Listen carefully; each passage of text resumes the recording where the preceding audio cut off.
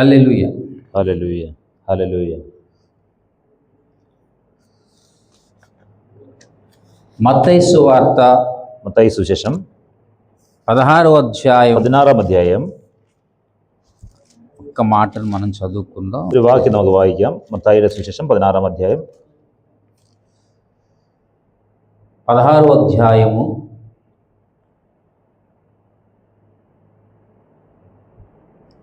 15వ వచనాన్ని 15, 15 నుంచి 17 వచనం 15, 16, 17 വാക്യം നമുക്ക് വായിക്കാം. ఇలాగున ఉన్నది అక్కడ మనం చదువుదాం. ഇതുപോലെയാണ് അവർ വായിക്കുന്നത്. అందుకాయన మీరైతే నేను ఎవరినని చెప్పుకొనిచున్నారని వారితో అడిగాను.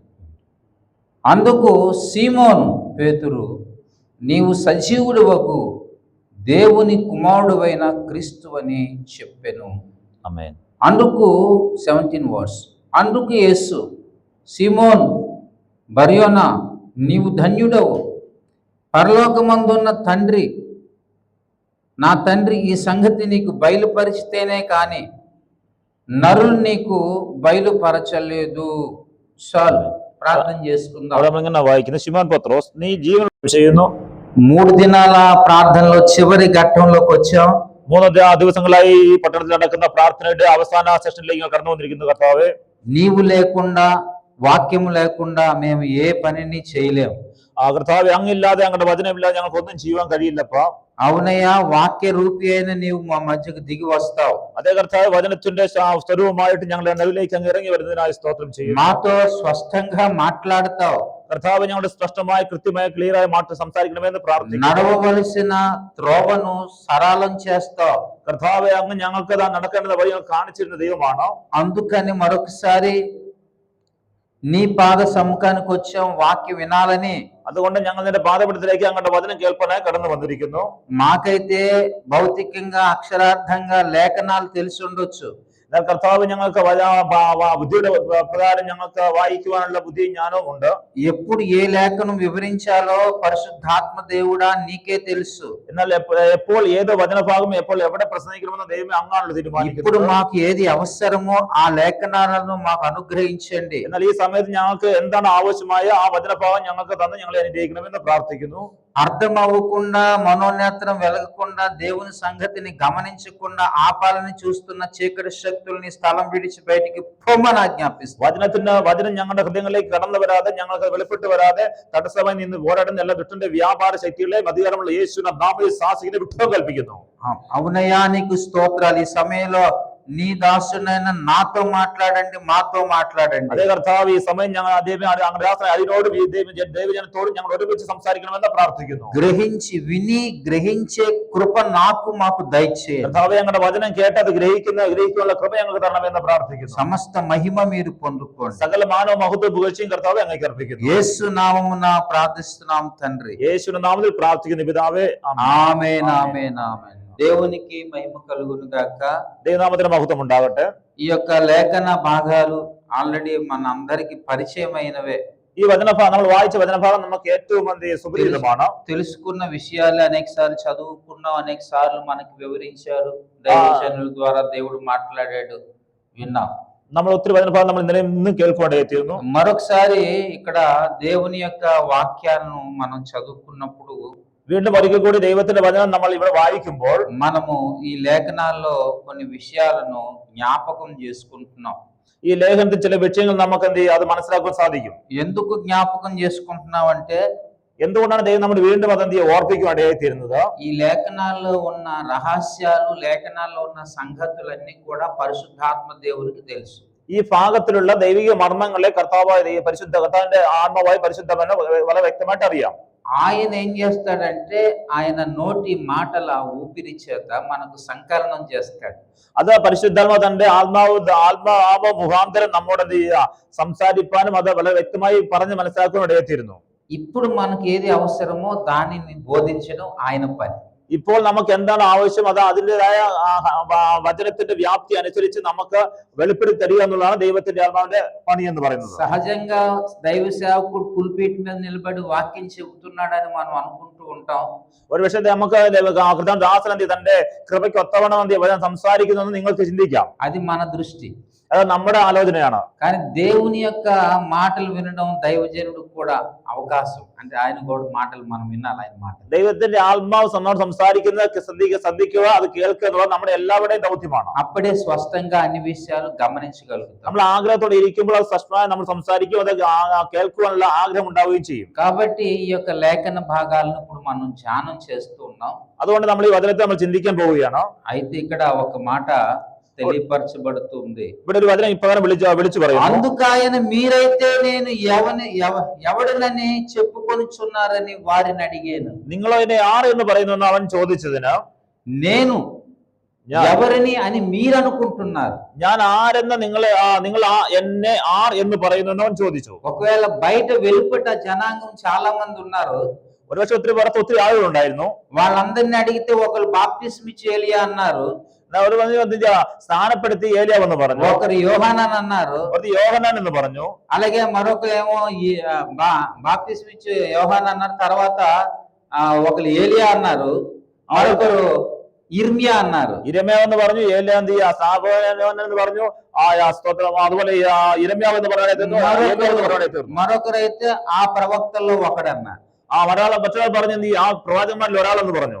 ఇలాంటి యొక్క విషయాలు బయట నుంచి వచ్చాయి. సమాజం అంతా ఎలా అనుకుంటుంది యేసుని గురించి? ఆ ചോദ്യങ്ങൾക്ക് മുന്നിൽ പലവിധമായ പ്രശ്നങ്ങൾ ഉത്തരങ്ങൾ കടന്നു വന്നതായിട്ട് നമുക്ക് കാണാൻ സാധിക്കുന്നുണ്ട്. అందులో ఉన్నటువంటి అనుకున్న వారు, చెప్పిన వారు, ఎంతో కొంత ధర్మశాస్త్రాన్ని ఎరిగిన వారు, తెలిసిన వారు, ప్రవక్తల గురించినటువంటి అనుకరించినటువంటి వారు చాలా మంది చెప్పిన మాటలే అవి కూడా. അതുകൂടെ ആ ഉത്തരങ്ങൾ എന്ത് ചെയ്യുക, ന്യായപ്രമാണം സംബന്ധിച്ച് വളരെ അറിവും ജ്ഞാനവും ഉള്ളവര് പറഞ്ഞ ഒരു കാര്യങ്ങളാണ് അവിടെ നാം വായിക്കുന്നത്. అయితే ఇక్కడ యేసయ్య అంటున్నాడు, సరే వారి సంగతి అలా ఉన్నాయండి, എന്നാൽ మీరేమనుకుంటున్నారు? എന്നാൽ യേശു ഇവിടെ പറയുകയാണ്, അവരുടെ പുറത്തുള്ളവരുടെ ഉത്തരങ്ങൾ അത് മാറ്റി വെച്ചതിന് ശേഷം మీరేమనుకుంటున్నారు అది నాకు తెలియాలి. നിങ്ങൾ എന്ത് പറയുന്നെന്നോ അവരോട് ചോദിക്കുകയാണ്. మీరు నన్ను గూర్చి అసలు సంగతిని మీరేమనుకుంటున్నారు? നിങ്ങൾ എന്നെ ആർ എന്ന് പറയുന്നെന്ന് ചോദിച്ചു. అంటే వీళ్ళందరూ అనుకున్నట్టుగా అనుకుంటున్నారా?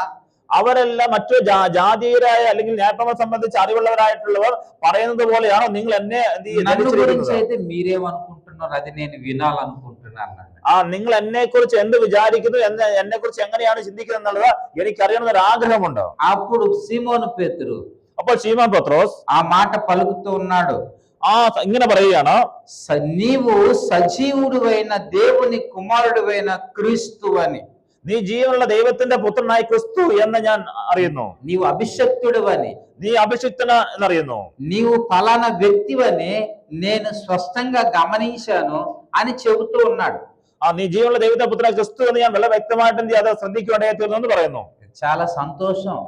అది വളരെ സന്തോഷമാണ്. నువ్వు చెప్పిన మాట కరెక్టే, నేను ఫలానా వ్యక్తినని నీవు గమనించావు. അവിടെ പറയുകയാണ്, നീ എന്ത് ചെയ്യുക, നീ വളരെ വ്യക്തമായിട്ട് എന്നെ കുറിച്ച് അഭിസംബോധന ചെയ്തു എന്ന് പറയാനായി തീർന്നു, గమనించావు. కానీ ఒక విషయం నీకు చెప్తున్నాను, എന്നാൽ ഒരു విషయం നിന്നോട് പറയാം. అయితే అదేంటయ్యా అంటే, അതെന്താണെന്ന് ചോദിച്ചാൽ ఈ విషయం ఈ సంగతి ഈ വിഷയം నీకు ప్రత్యక్షపరచబడడానికి നിനക്ക് ഇത് വെളിപ്പെടുത്തിയത് తండ్రి സ്വഗസ്നായ എന്റെ പിതാവ് അത്ര എന്ന് പറയാനായിട്ട് ప్రత్యక్షపరిచాడు.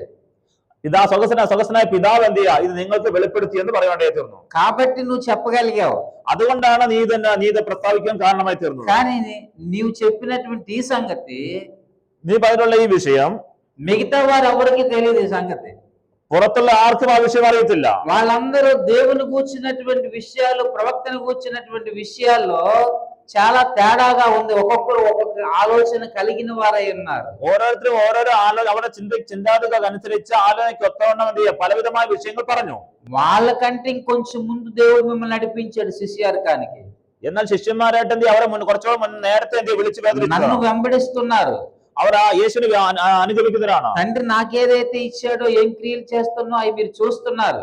ఆ పిതാവ് എനിക്ക് എന്താണ് అధికారం തന്നത്, ఆ అధికారத்தை కണ്ടുകൊണ്ടിരിക്കുക. దాన్ని బట్టి మీరు తప్పకుండా తండ్రి అయిన దేవుని కృప పొందుకొని ఈ మాట మీకు ప్రత్యక్షపరచబడింది.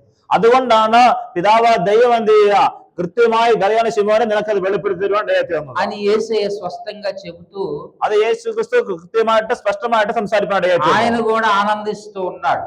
ആ യേശു ക്രിസ്തു ആ ഉത്തരത്തിൽ എന്ത് ചെയ്യുക സന്തോഷിപ്പാൻ ഇടയായി തീർന്നു. దేవునికి స్తోత్రం. ദൈവത്തിന്റെ മഹത്വം. ఇక్కడ మనం ఆలోచించవలసిన కొన్ని విషయాలను స్పష్టంగా మనం మాట్లాడుకొని 2-3 విషయాలు మాట్లాడుకొని ഇവിടെ നമ്മൾ വളരെ വ്യക്തമായി പഠിക്കേണ്ടിയിരിക്കുന്ന 2-3 വിഷയങ്ങളുണ്ട്. ആ വിഷയം ఆ తర్వాత మనం ప్రార్థనలోకి వెళ్దాం. അതിനുശേഷം നമുക്ക് പ്രാർത്ഥനയിലേക്ക് കടന്നു പോകാം.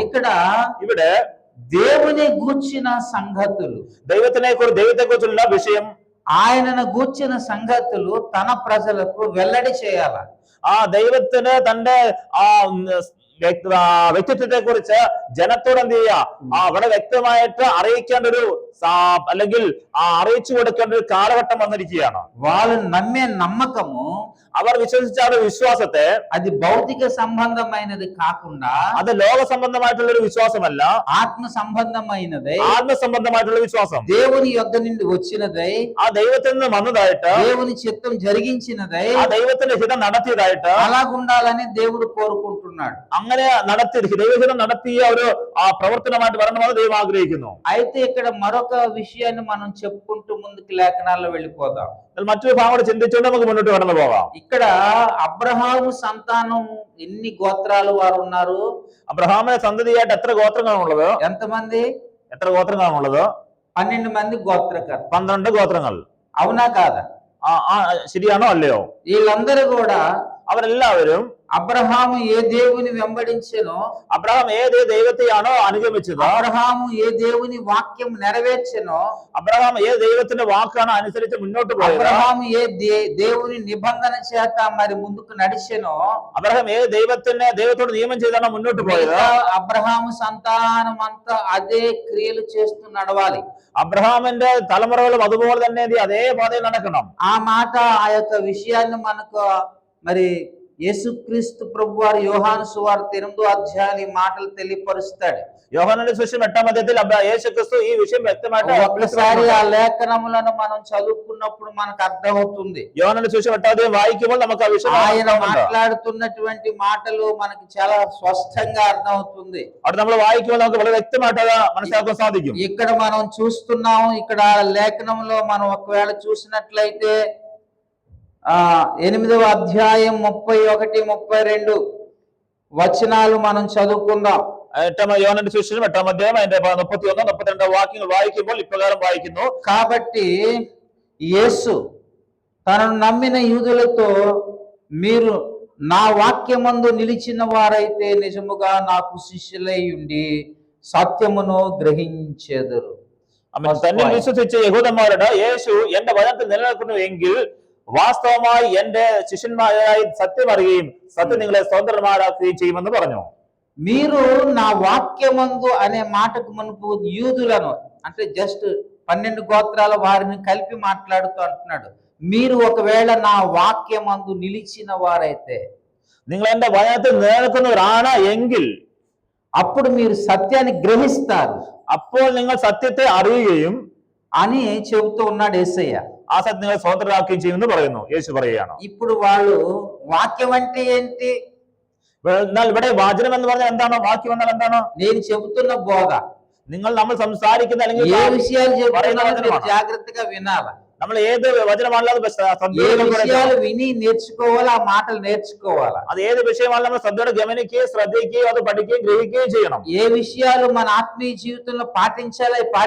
നമ്മുടെ ആത്മീയത്തിൽ നമ്മൾ എന്തെല്ലാം കാര്യങ്ങൾ അനുസരിക്കണമോ അത് പാലിക്കണമോ അതെല്ലാം നമ്മൾ మిమ్మల్ని నేను చెప్పిన ఈ మాటలు సత్యమని వాటిని మిమ్మల్ని నడిపించడానికి అవకాశం కలుగుతుంది. അങ്ങനെ ശ്രദ്ധിക്കുകയും അത് ഗ്രഹിക്കുകയും ചെയ്യുമ്പോൾ ആ വചനം നിങ്ങളെ നടത്തുവാൻ എന്ത് ചെയ്യുക, യോഗ്യമായ വചനമായി മാറും. దీని ద్వారా అబ్రహాము ఏ దేవుణ్ణి వెంబడించాడో మనము కూడా అదే దేవుణ్ణి, సత్య దేవుణ్ణి వెంబడిస్తాము సత్యవాక్యము ద్వారా. അബ്രഹാമിന്റെ സന്തതിയിലും ഏത് ദൈവത്തെയാണോ അനുഗമിച്ചു വന്നത് അല്ലെങ്കിൽ അനുസരിച്ചു വന്നത് അതുപോലെ തന്നെ എന്ത് ചെയ്യുക, നമ്മളും ആ ദൈവത്തെ അനുസരിക്കുകയും ആ വചനത്തെ പാലിച്ച് മുന്നോട്ട് പോവുകയും ചെയ്യണം. అయితే వారు ఒప్పుకోలే ఆ మాటకు. എന്നാൽ ആ വചനത്തെ അവരെന്ത് ചെയ്യുക, അംഗീകരിച്ചില്ല. ఎందుకు ఒప్పుకోలేదయ్యా అంటే, എന്തുകൊണ്ട് അവർ അംഗീകരിച്ചില്ല എന്ന് ചോദിച്ചാൽ 32వ వచనంలో 32వ വചനത്തിൽ అప్పుడు సత్యం మిమ్మల్ని స్వతంత్రులుగా చేయనని చెప్పగా, അപ്പോൾ സത്യം നിങ്ങളെ സ്വതന്ത്രരാക്കുമെന്ന് പറഞ്ഞപ്പോൾ, ఎంత గొప్ప మాట ఇది! എത്ര വലിയ അല്ലെങ്കിൽ ഉന്നത അനുഗ്രഹമേറിയ വചനമാണത്. ఎవరితో మాట్లాడుతున్నాడు యేసయ్య? അത് ആരോടാണ് യേശു സംസാരിക്കുന്നത്? అబ్రహాం సంతానంతో మాట్లాడుతున్నాడు. അബ്രഹാമിന്റെ തലമുറയോടാണ് സംസാരിക്കുന്നത്. మోషే ధర్మశాస్త్రం ఇచ్చినటువంటి వారితో మాట్లాడుతున్నాడు.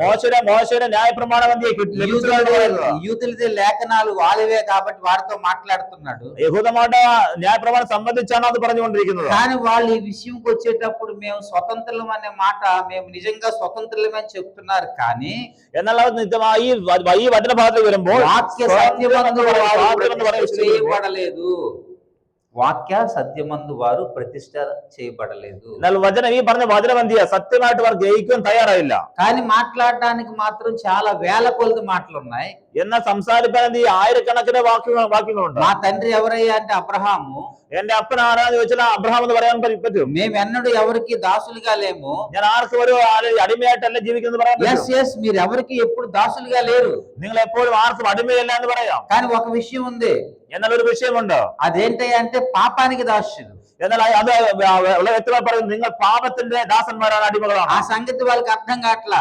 ఆ వచనం ఆ భాగం ఇതുവരെ അവർക്ക് മനസ്സിലായിട്ടില്ല. మా తండ్రి ఎప్పుడు స్వతంత్రుడిగానే ఉన్నాడు. ఆయన కడుపును పుట్టిన బిడ్డలు మేము కూడా స్వతంత్రులుగానే ఉన్నాం. ఎప్పుడు ఎవరికి దాసులుగా లేము అని చెప్తున్నారు. അബ്രഹാമിന്റെ സന്തതിയാണ് ഞങ്ങൾ ആരും എന്ത് ചെയ്യുക? അടിമകളല്ല. അതുകൊണ്ട് ഞങ്ങൾ ഞങ്ങൾക്ക് ഇതുവരെ സ്വതന്ത്രമായിട്ട് ആവശ്യമില്ല എന്നുള്ള ചിന്തയാണ് അവർക്കുള്ളത്. అయితే ఇక్కడ ఏది స్వతంత్రులుగా చేస్తుందంటే సత్యము అనే మాట. ആ സത്യം എന്നുള്ള വിഷയമാണ് അവിടെ വിഷയം. అది మిమ్మల్ని స్వతంత్రులు చేస్తుంది. ആ സത്യമാണ് നിങ്ങളെ అది സ്വാതന്ത്ര്യം. మీరు నమ్మలేకపోతున్నారు. അത് അവർ വിശ്വസിക്കാൻ പറ്റാതെ പോകുന്നു. ఇప్పుడు లోకంలో చాలా మంది ప్రజలు అనుకోవచ్చు, మనకి ఉదాహరణకి సమరయ స్త్రీ ఉంది. ലോകത്തിൽ നമുക്ക് ഒത്തിരി വിഷയം ചിന്തിക്കുമ്പോൾ അവിടെ നമുക്കറിയാം, സമരിയ സ്ത്രീയെ കുറിച്ച് അറിയാം, നമുക്കറിയാം. యోహాను సువార్త 4వ అధ్యాయంలో യോഹന്നാന്റെ സുവിശേഷം 4ാം അധ്യായത്തിൽ యాకోబు బావి దగ్గరికి నీళ్లు చోడుకుంటుంది. യാക്കോബിന്റെ ആ കിണറിന്റെ അടിയിലേക്ക് അവൾ കടന്നു ఆ വരികയാണ്. మధ్యాహ్నం వేళ యేసయ్య కావాలనే అక్కడ ఉండి ఆమెకు సువార్తను ప్రకటించాడు. അതുപോലെ യേശു അവിടെ അറിഞ്ഞുകൊണ്ട് വന്ന് അവിടെ അവരോട് സുവിശേഷം ఆమె പറയുകയാണ്. నీళ్ల కొరకు వచ్చింది. അവൾ വെള്ളത്തിനെ കടന്നു വന്നു. ఆ బావి లోతుగా ఉంది. ആ കിണർ വലിയ ആഴമുള്ള ఆ കിണറാണ്. మధ్యాహ్నం ఎండ వేళలో చేదుకుంటుంది. ആ വെള്ളം കോരിക്കൊണ്ടിരിക്കുമ്പോൾ అప్పుడు ఈయన వచ్చేమంటున్నాడంటే യേശു ക്രിസ്തു ഇങ്ങനെ പറയുകയാണ്, నాకు కొంచెం దాహానికి ఇమ్ము అన్నాడు. എനിക്ക് అల్పం వెള്ളം കുടിക്കാൻ, ദാഹം తీర్ക്കാൻ വെള്ളം കടന്നു నీకు പറഞ്ഞു. నాకు మధ్య ఉన్న భేదం ఏంటో తెలుసు కదా, ఎలా తాగుతావు అని అడిగింది. എന്നാൽ എനിക്കും നിനക്ക് തമ്മിലുള്ള മതിലുള്ള దేవుని వరము തർക്കം నాకు അറിയാമെന്ന് ఇయ్యి ചോദിച്ചു. అన్నాడు. దేవుని వరము నాకు ఇయ్యి అన్నాడు. എന്നാൽ ദൈവത്തിന്റെ ആ വരം തരാൻ പറഞ്ഞു. మాటలు కలిసాయి. അവിടെ അങ്ങോട്ടും ഇങ്ങോട്ടും സംസാരിച്ചു. సంగతులు వివరించడం ప్రారంభించాడు యేసయ్య.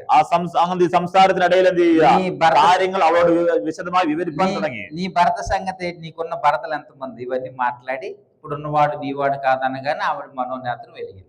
യേശു അവരുടെ പോയി ഭർത്താവിനെ വിളിച്ചുകൊണ്ട് വരിക, നിനക്ക് ഇപ്പോൾ ഭർത്താവ് നിന്റെ ഭർത്താവ് അല്ല എന്ന് പറഞ്ഞ കാര്യങ്ങളെല്ലാം പറഞ്ഞുകൊണ്ടിരിക്കുക. నిజమైన జీవజలం నేను నీకు ఇస్తాను യഥാർത്ഥമായിട്ടുള്ള ദാഹജലം നിനക്ക് തരാമെന്ന് പറഞ്ഞു అని చెప్తున్నాడు ఆయన. అయితే ఇచ్చేయండి త్వరగా అంటుంది ఆవిడ. യഥാർത്ഥ പെട്ടെന്ന് തരാൻ പറഞ്ഞു. త్వరగా ఇస్తే ఇంకెప్పుడు నువ్వు నూతికి రాకుండా ఇంట్లోనే ఉండి ఈ జీవజలాలు తాగుతాననే ఆశ. അതെന്തുകൊണ്ടാന്ന് വെച്ചാൽ പെട്ടെന്ന് ഇങ്ങോട്ട് കിണറിന്റെ അടുക്കിലേക്ക് വരേണ്ട ആവശ്യമില്ലല്ലോ, അവിടെ വീട്ടിലിരുന്ന് എപ്പോഴും കുടിച്ചുകൊണ്ടിരിക്കാവുന്ന ചിന്തയാണ്. అది నేను ఇవ్వాలంటే మొదటి నీలోంచి విడుదల కావాలి. അതിനാദ്യം എനിക്ക് നിന്നിൽ നിന്ന് ഒരു വിടുതൽ ആവശ്യമാണ്. నీ కడుపులోంచి బయటకు వస్తాయి. അത് എന്റെ ഉദരത്തിൽ നിന്ന് വേണം പുറത്തേക്ക് വരാൻ. కానీ యేసయ్య ఎన్నో మాటలు ఆమెతో మాట్లాడి ఉండొచ్చు, చెప్పు చూడొచ్చు. ఆమె విన్నది అప్పుడు గుర్తొస్తుంది ఆవిడకి. അപ്പോൾ യേശു ക്രിസ്തു ഒത്തിരി കാര്യങ്ങൾ അവൾ പറഞ്ഞെങ്കിലും ഒരു കാര്യം അവളുടെ ഓർമ്മയിലേക്ക് കടന്നു. ప్రవక్తలు అప్పుడు చెప్పాడయ్యా మెస్సయ్య వస్తాడని. ആ പ്രവാചകന്മാർ പറഞ്ഞ ഒരു പ്രവാചക വാക്യം, യേശു ക്രിസ്തു വരുമെന്ന് പറഞ്ഞുള്ള വാക്യം അവൾ ഓർത്തു. ఆమె కొంచెం ఆలోచన కలిగింది. అంటే ప్రవక్తలు చెప్పిన మాట ప్రకారంగా మెస్సయ్య వస్తాడని సంగతి బాగా సంగతి గమనించావు. ആ പ്രവാചകന്മാർ പറഞ്ഞു എന്ന ആ വചന ഭാഗങ്ങൾ അവർ ഓർക്കുകയായിരുന്നു. ఆమె సంగతి తెలిసింది, మొత్తానికి ఆమె గ్రహించింది. కొంత కాకపోతే కొంతైనా సంగతులు వేసే తెలియపరిచాడు. ఆమె కొన్ని సంగతులు తెలుసుకుంది. మొత్తానికి ఆమె ఏంటో ఆమెకే తెలిసింది. ఆమె కొండ విడిచిపెట్టింది, వెళ్ళింది, ఊర్లో సాక్ష్యం పలికిందని మనకు అర్థం అవుతుంది. അവളുടെ പരസ്പരമുള്ള യേശുവും അവളുമായിട്ടുള്ള സംസാരത്തിനിടയിൽ എന്ത് അവൾക്കൊരു കാര്യം മനസ്സിലായി. തന്റെ ജീവിതത്തെ കുറിച്ച് കഴിഞ്ഞുപോയ കാലഘട്ടത്തെ കുറിച്ചുള്ള വ്യക്തമായ ഒരു അറിവ് അവൾ ആരാണെന്ന് തിരിച്ചറിവുണ്ടായി. ఇంత గొప్ప కార్యములో జరిగింది.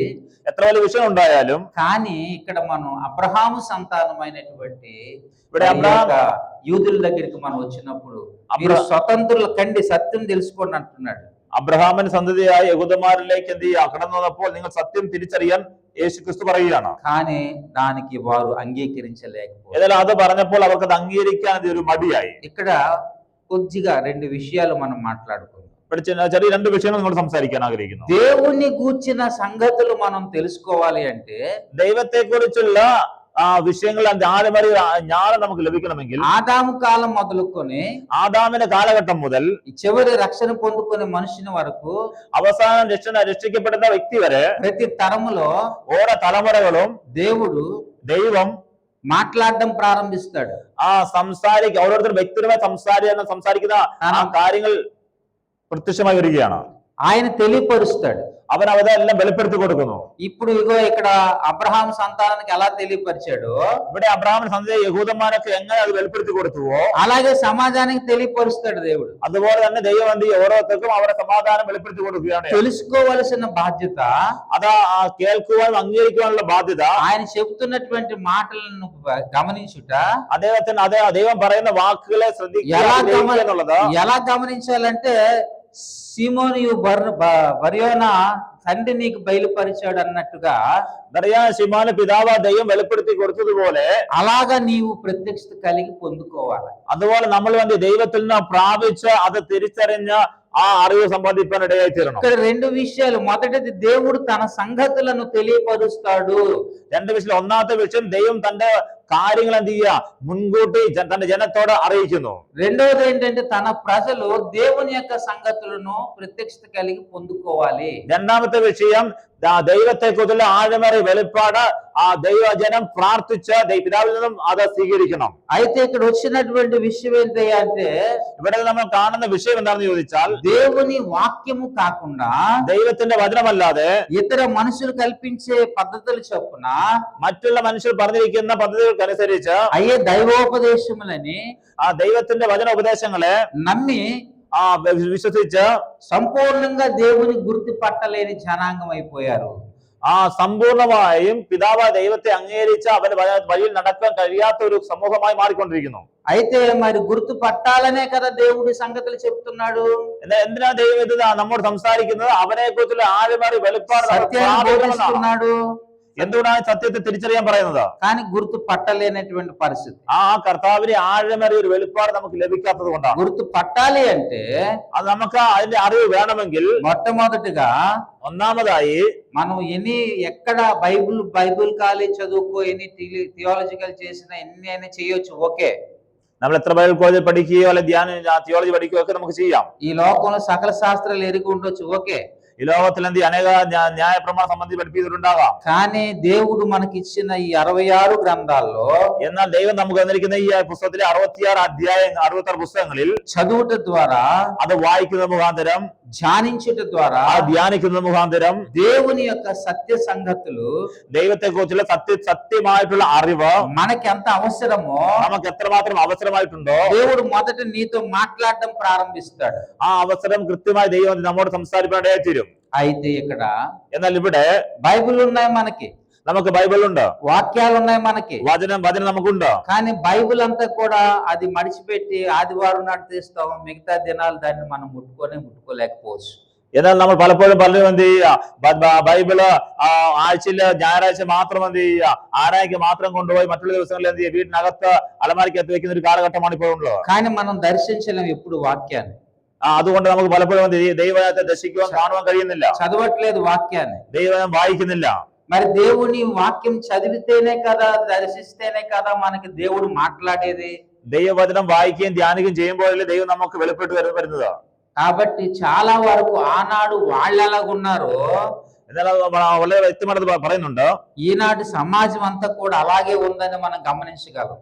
അങ്ങനെ എന്ത് ചെയ്യുക, വചനത്തിൽ വെളിപ്പാട് പ്രാപിക്കാതെ తెలిసిన సంగతులే సత్యం అనుకుంటున్నాం, తెలిసిన సంగతులే సత్యం అనుకుంటున్నాం. ഞങ്ങൾ കേട്ടതൊക്കെയാണ് സത്യം എന്ന് ചിന്തിക്കുന്നത്. ఆయన చెబుతున్నటువంటి మాటలు యందు మనం ప్రత్యక్షత కలిగితే ഇനി അവൻ എന്തെങ്കിലും വെളിപ്പെട്ട് കിട്ടുന്ന వాక్య సత్య సారం దొరుకుతుంది. നമ്മൾ കൃത്യമായി പ്രാർത്ഥിച്ചു കഴിഞ്ഞാൽ ദൈവിക വെളിപ്പാട് കൃത്യമായി നമുക്ക് ലഭിക്കാനിടയായി. అది దేవుడు చేస్తున్న గొప్ప పని.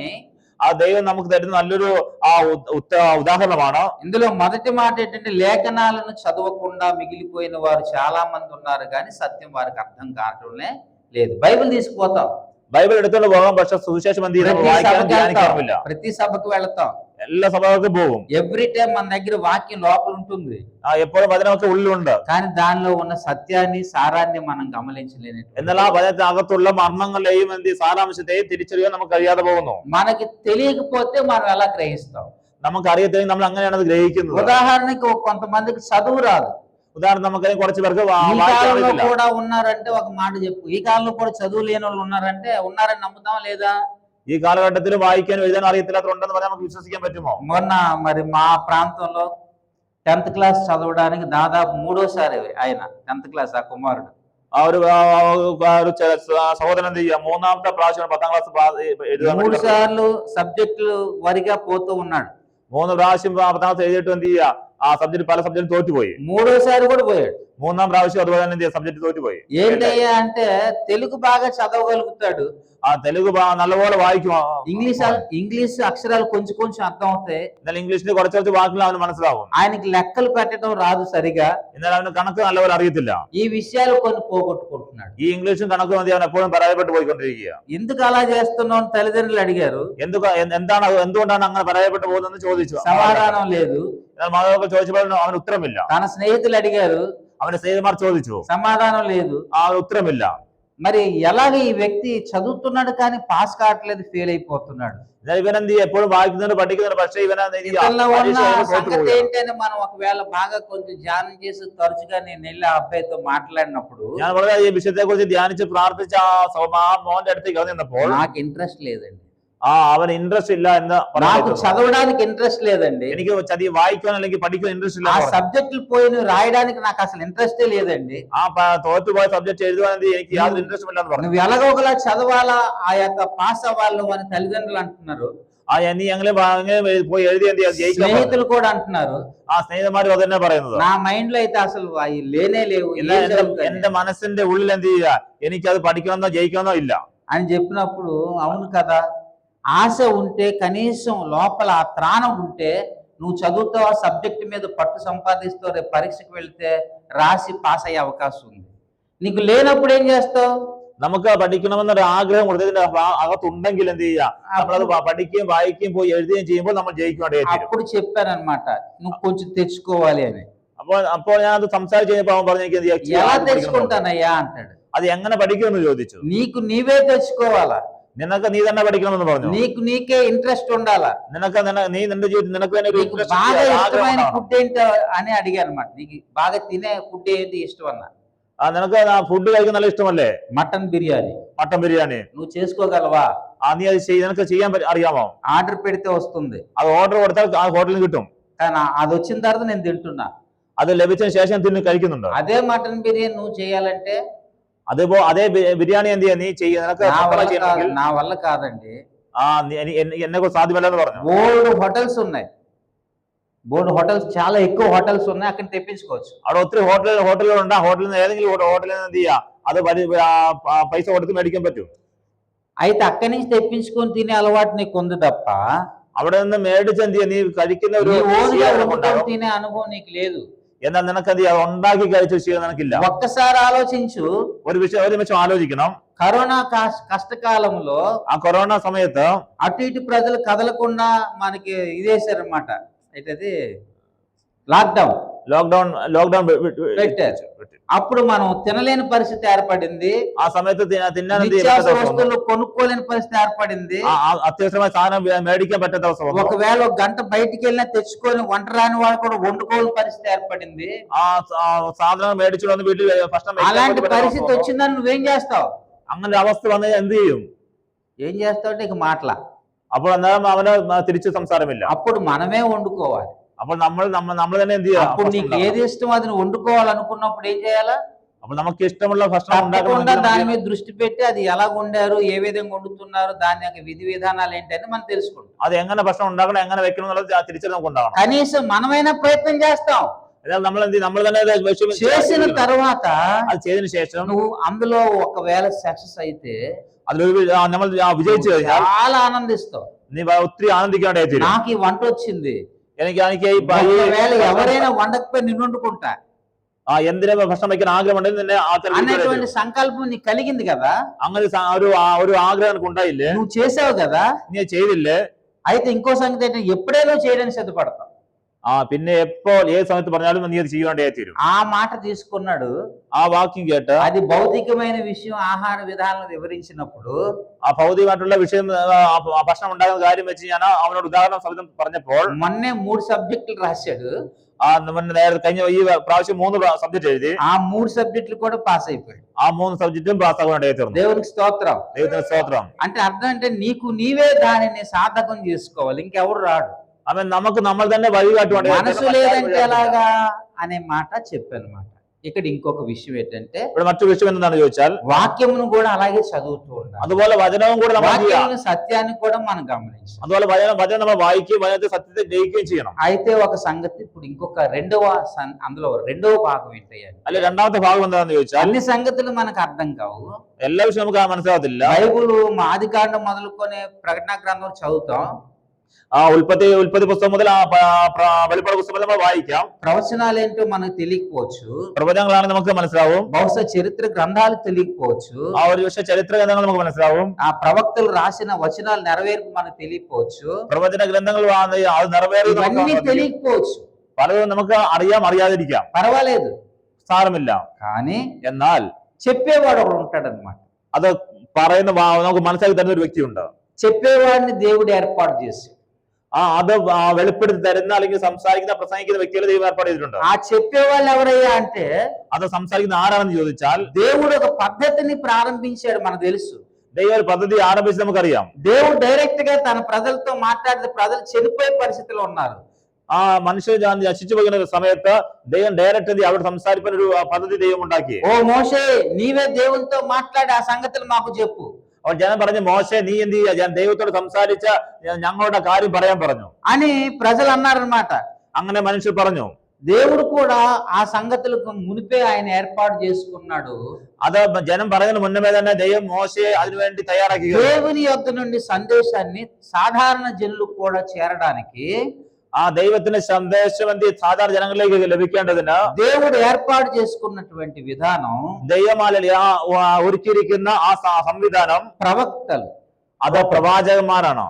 ఆనాటి 12 గోత్రాల జనులు నడిపించడానికి 12 గోత్రాలు നടത്തുവാൻ വേണ്ടി ప్రవక్తలను దేవుడు ఏర్పాటు చేసుకున్నాడు. ప్రవాచకന്മാരെ దైవం ഒരുക്കി. ఆ ప్రవక్తల ద్వారా దేవుడు తన సందేశాన్ని, తన మాటలను ప్రతి తరం అందించాడు. ആ പ്രവാചകന്മാർ മുഖാന്തരം ദൈവം തന്റെ ജനത്തോട് സംസാരിക്കാനിടയായി തന്റെ സന്ദേശമായി മാറി. అయితే అందిస్తున్న వల్ల కొంత జ్ఞానం కలిగిన వాళ్ళు, భయభక్తులు కలిగిన వారు, దేవునికి లోబడిన వారు చాలా మంది నేర్చుకున్నారు. എന്നാൽ അവിടെ ദൈവസന്നിധിയിൽ ദൈവഭയവും ഭക്തിയും ബഹുമാനവും താഴ്മയും വിനയമുള്ള അനേകർ അത് കേൾക്കുവാനും അംഗീകരിക്കുവാനേ തീർന്നു, తెలుసుకున్నారు. അത് അംഗീകരിച്ചു. అలాగా కాల ప్రయాణంలో వెళుతుండగా അതുപോലെ കാലഘട്ടം മാറി വരുന്നതനുസരിച്ച് ఒక్కనాడు ఇశ్రాయేలు 12 గోత్రం తడబాటులో పడింది. ഇസ്രായേൽ 12 ഗോത്രങ്ങൾ കടന്നു വന്നു. ఎందుకు పడిందో మనకు తెలుసు. എന്തുകൊണ്ടാണ് 12 ഗോത്രങ്ങൾ വീണ് പോയത് നമുക്കറിയാം. అక్కడ మనకు అర్థమైన విషయం ఏంటయ్యా అంటే അവിടെ നമുക്ക് മനസ്സിലാവുന്ന ഒരു വിഷയം എന്താണെന്ന് ചോദിച്ചാൽ ఇశ్రాయేల్ రాజు అయినటువంటి ఆహాబు, ഇസ്രായേൽ രാജാവായ ആഹാബ് అన్య రాజ కుమార్తెను పెళ్లి చేసుకున్నాడు. അന്യ ജാതിക്കാരിയ ഒരു മതക്കാരിയ ഒരു വിവാഹം കഴിച്ചു. ఆమె నెమ్మదిగా ఇశ్రాయేల్ రాజును వశపరుచుకొని അവൾ ഇസ്രായേൽ രാജാവിനെ എന്ത് ചെയ്യുക, വശമതയാക്കിക്കൊണ്ട് ఆమె యెజబేల్ అనేటువంటి స్త్రీ, ఆమె మరి అన్య విగ్రహారాధనకు జనులను ప్రేరేపించింది. അവൾ അന്യ വിഗ്രഹാരാധനയ്ക്ക് ജനത്തെ പ്രോത്സാഹിപ്പിച്ചു. ఆమె కొంతమందిని ఏర్పాటు చేసి, അവൾ കുറച്ച് മനുഷ്യ ഏർപ്പാടാക്കി, అన్య ప్రవక్తలను ఏర్పాటు చేసి കള്ള പ്രവാചകന്മാരെ ഏർപ്പാടാക്കി, వారి ద్వారా ఇశ్రాయేల్ దేశం అంతా కూడా അവർ മുഖാന്തരം ഇസ്രായേൽ ദേശത്തെ മൊത്തം బయలుదేవుడు, బయలే దేవుడు, ബാലാണ് ദൈവം എന്ന് പറഞ്ഞു అని ప్రకటన చేయడం ప్రారంభించి, ബാലാണ് ദൈവം എന്ന് പ്രകടിപ്പിക്കുന്ന കാലഘട്ടം വന്നു. అలా ప్రకటన చేసినప్పుడు അതുപോലെ പ്രകടിപ്പിക്കുന്ന സമയത്ത് ఇశ్రాయేల్ సర్వ సమాజంలో ഇസ്രായേൽ സമൂഹത്തില് తడబాటు వచ్చింది. ഒരു വലിയ പ്രയാസങ്ങൾ ഉണ്ടായി. ఏంటి ఆ తడబాటు? എന്താണ് ఆ സംസാരം? అప్పుడు వాళ్ళు అనుకున్నారనమాట, അപ്പോൾ അവർ ചിന്തിക്കേണ്ടതായി തോന്നുന്നു, యెహోవా దేవుడేనా, യഹോവ ദൈവമാണോ, యెహోవా దేవుడే గాని బయలు కూడా దేవుడు అని ప్రకటించబడుతున్నది. യഹോവ ദൈവമാണെങ്കിൽ ബാലും ദൈവമാണെന്ന് ఏది మనం నమ్మాలన్న తడబాటులోకి వచ్చారు. എന്നാൽ യഹോവയെ വിശ്വസിക്കുന്നവോ ബാലിനെ വിശ്വസിക്കണമെന്നുള്ള ഒരു തെറ്റായ ധാരണ അവിടെ ഉണ്ടായി പറഞ്ഞു. అయితే దేవునికి మాత్రమే ప్రార్థన చేస్తూ ఆరాధిస్తున్న వాళ్ళు ఇంకా 7,000 మంది ఉన్నారట. എന്നാൽ ദൈവത്തെ മാത്രം ആരാധിക്കുന്ന 7,000 പേര് കൂടി ഉണ്ടായിരുന്നു. వాళ్ళు కూడా ప్రార్థన చేస్తున్నారు. ആ 7,000 പേര് ഇവിടെ പ്രാർത്ഥിച്ചു. కానీ తడబాటు ఎవరు తీసేయాలా? എന്നാൽ ഈ తడబాటును తీసేయాలా? എന്നാൽ അവിടെ నడుവിലുള്ള ആ തെറ്റിദ്ധാരണ ആര് നീക്കും? ఈ తడబాటును తీసేయాలంటే ഈ തെറ്റിദ്ധാരണ മാറ്റണമെങ്കിൽ దేవుని యొక్క సంకల్పంలో ദൈവത്തിന്റെ ആ പദ്ധതിയിൽ దేవుని ఏర్పాట్లు ఉన్న ప్రవక్త ദൈവത്തിന്റെ പദ്ധതി പ്രകാരം ഇറങ്ങി വന്നിരിക്കുന്ന പ്രവാചകൻ ഏലിയാവ് తిష్బీయుడైన ఏలియా തിസ്ബീനായ వచ్చాడు. അവൻ കടന്നു വരികയാണ്. వచ్చిన తరువాత ആ ഏലിയ വന്നതിന് ശേഷം ఏ తడబాటులో ఆ జనాంగం ఉన్నారో ఏది തെറ്റിദ്ധാരണയിലാണോ జనం కടന്നു ఆ పోయికొండిరిക്കുന്നത് తడబాటును తొలగించాడు. అతని గురించి మనకు తెలుసు, ఎందుకంటే ఇక్కడ అందరూ సేవకులే ఉన్నారు కనుక ఆ విషయం మనకు అర్థమైపోతుంది. ആ തെറ്റിദ്ധാരണയെ ഏലിയാവ് മാറ്റുവാണ്ടത് നിങ്ങൾ అక్కడ ఒకటే ఒక విషయం బయటకు వచ్చింది అనమాట. അവിടെ ഒരേ ഒരു విషయం പുറത്തേക്ക് വന്നു. ఏం బయటకు వచ్చిందంటే ഏത് విషయമാണോ? మీరు బయలు నమ్ముతున్నారు, നിങ്ങൾ ബാലിനെ വിശ്വസിക്കുന്നു. సరే బయలు దేవుడైతే బయలుదేవుని పిలవండి. ബാല് ദൈവമാണെങ്കിൽ നിങ്ങൾ ബാലിന്റെ ദൈവത്തെ വിളിക്കുക. ఆ బయలుదేవుడు వచ్చి బలిపీఠం ఉన్నటువంటి ఆ యొక్క బలిపీఠంలో వధించబడినటువంటి ఆ దూడను అది వచ్చి అగ్ని వచ్చి దహించాల. ആ ബാലിന്റെ ദൈവത്തെ നിങ്ങൾ വിളിക്കുക. നിങ്ങളുടെ ദൈവം ഇറങ്ങി വന്ന ആ യാഗപീഠത്തിന് തീ കത്തിക്കട്ടെ, ദഹിപ്പിക്കട്ടെ. దహించేస్తే మీరే పిలిచినప్పుడు వచ్చి దహించేస్తే అతనే దేవుడు నిర్ణయిద్దాం. നിങ്ങൾ വിളിക്കുമ്പോൾ നിങ്ങളുടെ യാഗപീഠത്തിന് തീ എത്തിയെങ്കിൽ നിങ്ങളുടെ ദൈവമാണ് സത്യദൈവമെന്ന് ഞങ്ങൾ വിശ്വസിക്കാം. మొదటి మీరు చేయండి, നിങ്ങൾ ആദ്യം ചെയ്തു, మీరైన తర్వాత మేము చేస్తాం. നിങ്ങൾ കഴിഞ്ഞ ശേഷം ഞാൻ ചെയ്യാമെന്ന് ഏലിയാവ് പറഞ്ഞു. ఓకే, అక్కడ వాళ్ళందరూ ఒప్పుకున్నారు. അത് അവർ അംഗീകരിച്ചു. ఒప్పుకొని వాళ్ళు మొదట పిలిచారు. അവർ ആദ്യം എന്ത് ചെയ്യാ? ബാലിനെ വിളിപ്പാൻ പ്രാർത്ഥിച്ചു. ఆకాశం అగ్ని రాలా. എന്നാൽ ആകാശത്ത് ഒരു ദൈവമതി ഒരു ബാലും ഇറങ്ങി വന്നില്ല. తర్వాత ఏలియా അതിനുശേഷം ഏലിയാവ് വിളിക്കുവാൻ ప్రార్థన చేసాడు, ఆకాశం అగ్ని వచ్చింది. ഏലിയാവ് പ്രാർത്ഥിച്ചു, അവൻ ആകാശത്ത് നിന്ന് അഗ്നി ഇറങ്ങുവാടേ ఆ బలిపీఠం దహించి వేసింది. ആ യാഗപീഠം എന്ത് ചെയ്യാ? ദഹിക്കുവാടേ, ദഹിച്ചു മറുപടി. ఇప్పుడు మనం ఆ రెండు భాగాల్లో మనం ఆలోచించినప్పుడు మనకి ఏమనిపిస్తుంది? ఆకాశం అగ్ని దిగి వచ్చి బలిపీఠాన్ని దహించినప్పుడే ఆయనే దేవుడు నిర్ధారిద్దామన్నాడు కదా ఏలియా ప్రవక్త. അങ്ങനെ ഏലിയാവ് മുഖാന്തരം എന്ത് ചെയ്യുക? ആകാശം തീ ഇറങ്ങി യാഗപീഠം ദഹിച്ചു മാറി.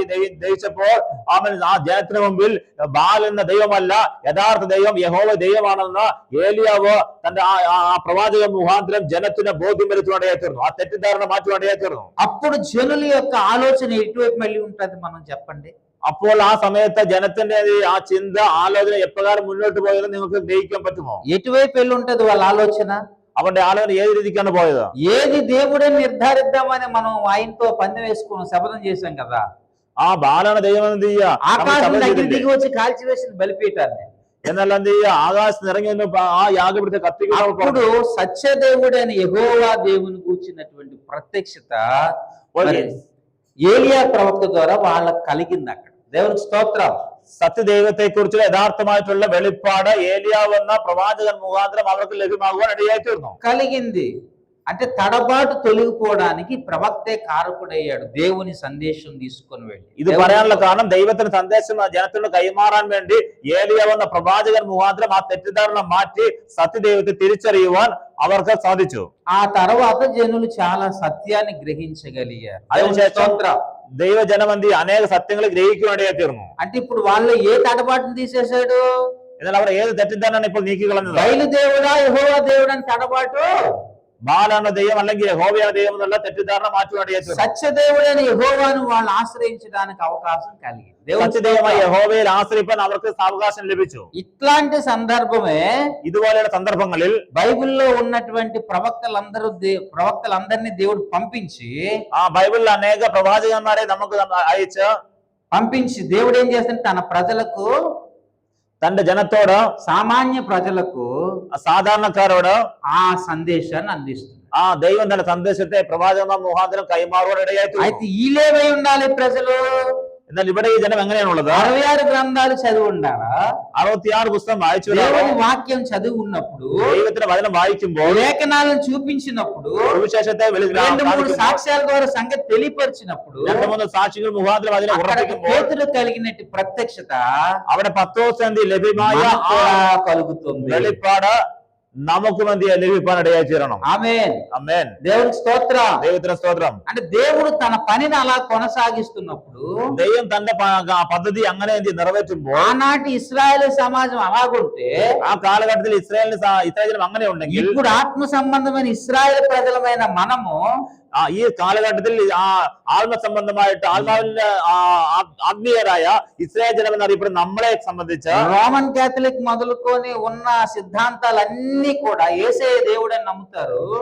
റോമൻ കത്തോലിക് തുടങ്ങിയ എല്ലാ സിദ്ധാന്തം എല്ലാ വിഭാഗക്കാരും യേശു ആണ് ദൈവം എന്ന് വിശ്വസിക്കുന്നുണ്ട്. యేసు దేవుడే తప్ప യേശു ദൈവമാണെന്ന് വിശ്വസിക്കുന്ന അതിനപ്പുറം మరొక దేవుడు లేడని నమ్ముతారు. മറ്റൊരു ദൈവം ഇല്ല എന്ന് വിശ്വസിക്കുന്നുണ്ടോ? అందులో మనుషులు కల్పించే డినామినేషన్లు എന്നാൽ മനുഷ്യൻ എന്ത് ചെയ്യും ഉണ്ടാക്കിയ ഡിനോമിനേഷനുകൾ ఒక్కొక్కరు వచ్చినప్పుడు ఒక్కొక్క డినామినేషన్ వచ్చింది. ഓരോരുത്തരും ആളുകൾ പ്രകാരം ചിന്തയിൽ ഉരുത്തിരിഞ്ഞ പ്രകാരം ഓരോരുത്തരും ഓരോരോ ഡിനോമിനേഷൻ എന്ത് ഉണ്ടാക്കൊണ്ടേ തീർന്നു. దాన్ని పట్టుకొని ముందుకు కొనసాగుతున్నారు. ആ ഡിനോമിനേഷനെ പിടിച്ചുകൊണ്ട് മുന്നോട്ട് പോയിക്കൊണ്ടിരിക്കുന്നു. మరి అలా వెళ్ళిపోతూ ఉంటే వాక్యంలో ఉన్నటువంటి సత్యము, వాక్య సారము, వాక్య ప్రమాణం వాళ్ళకి ఎలాగ అర్థం అవుతుంది?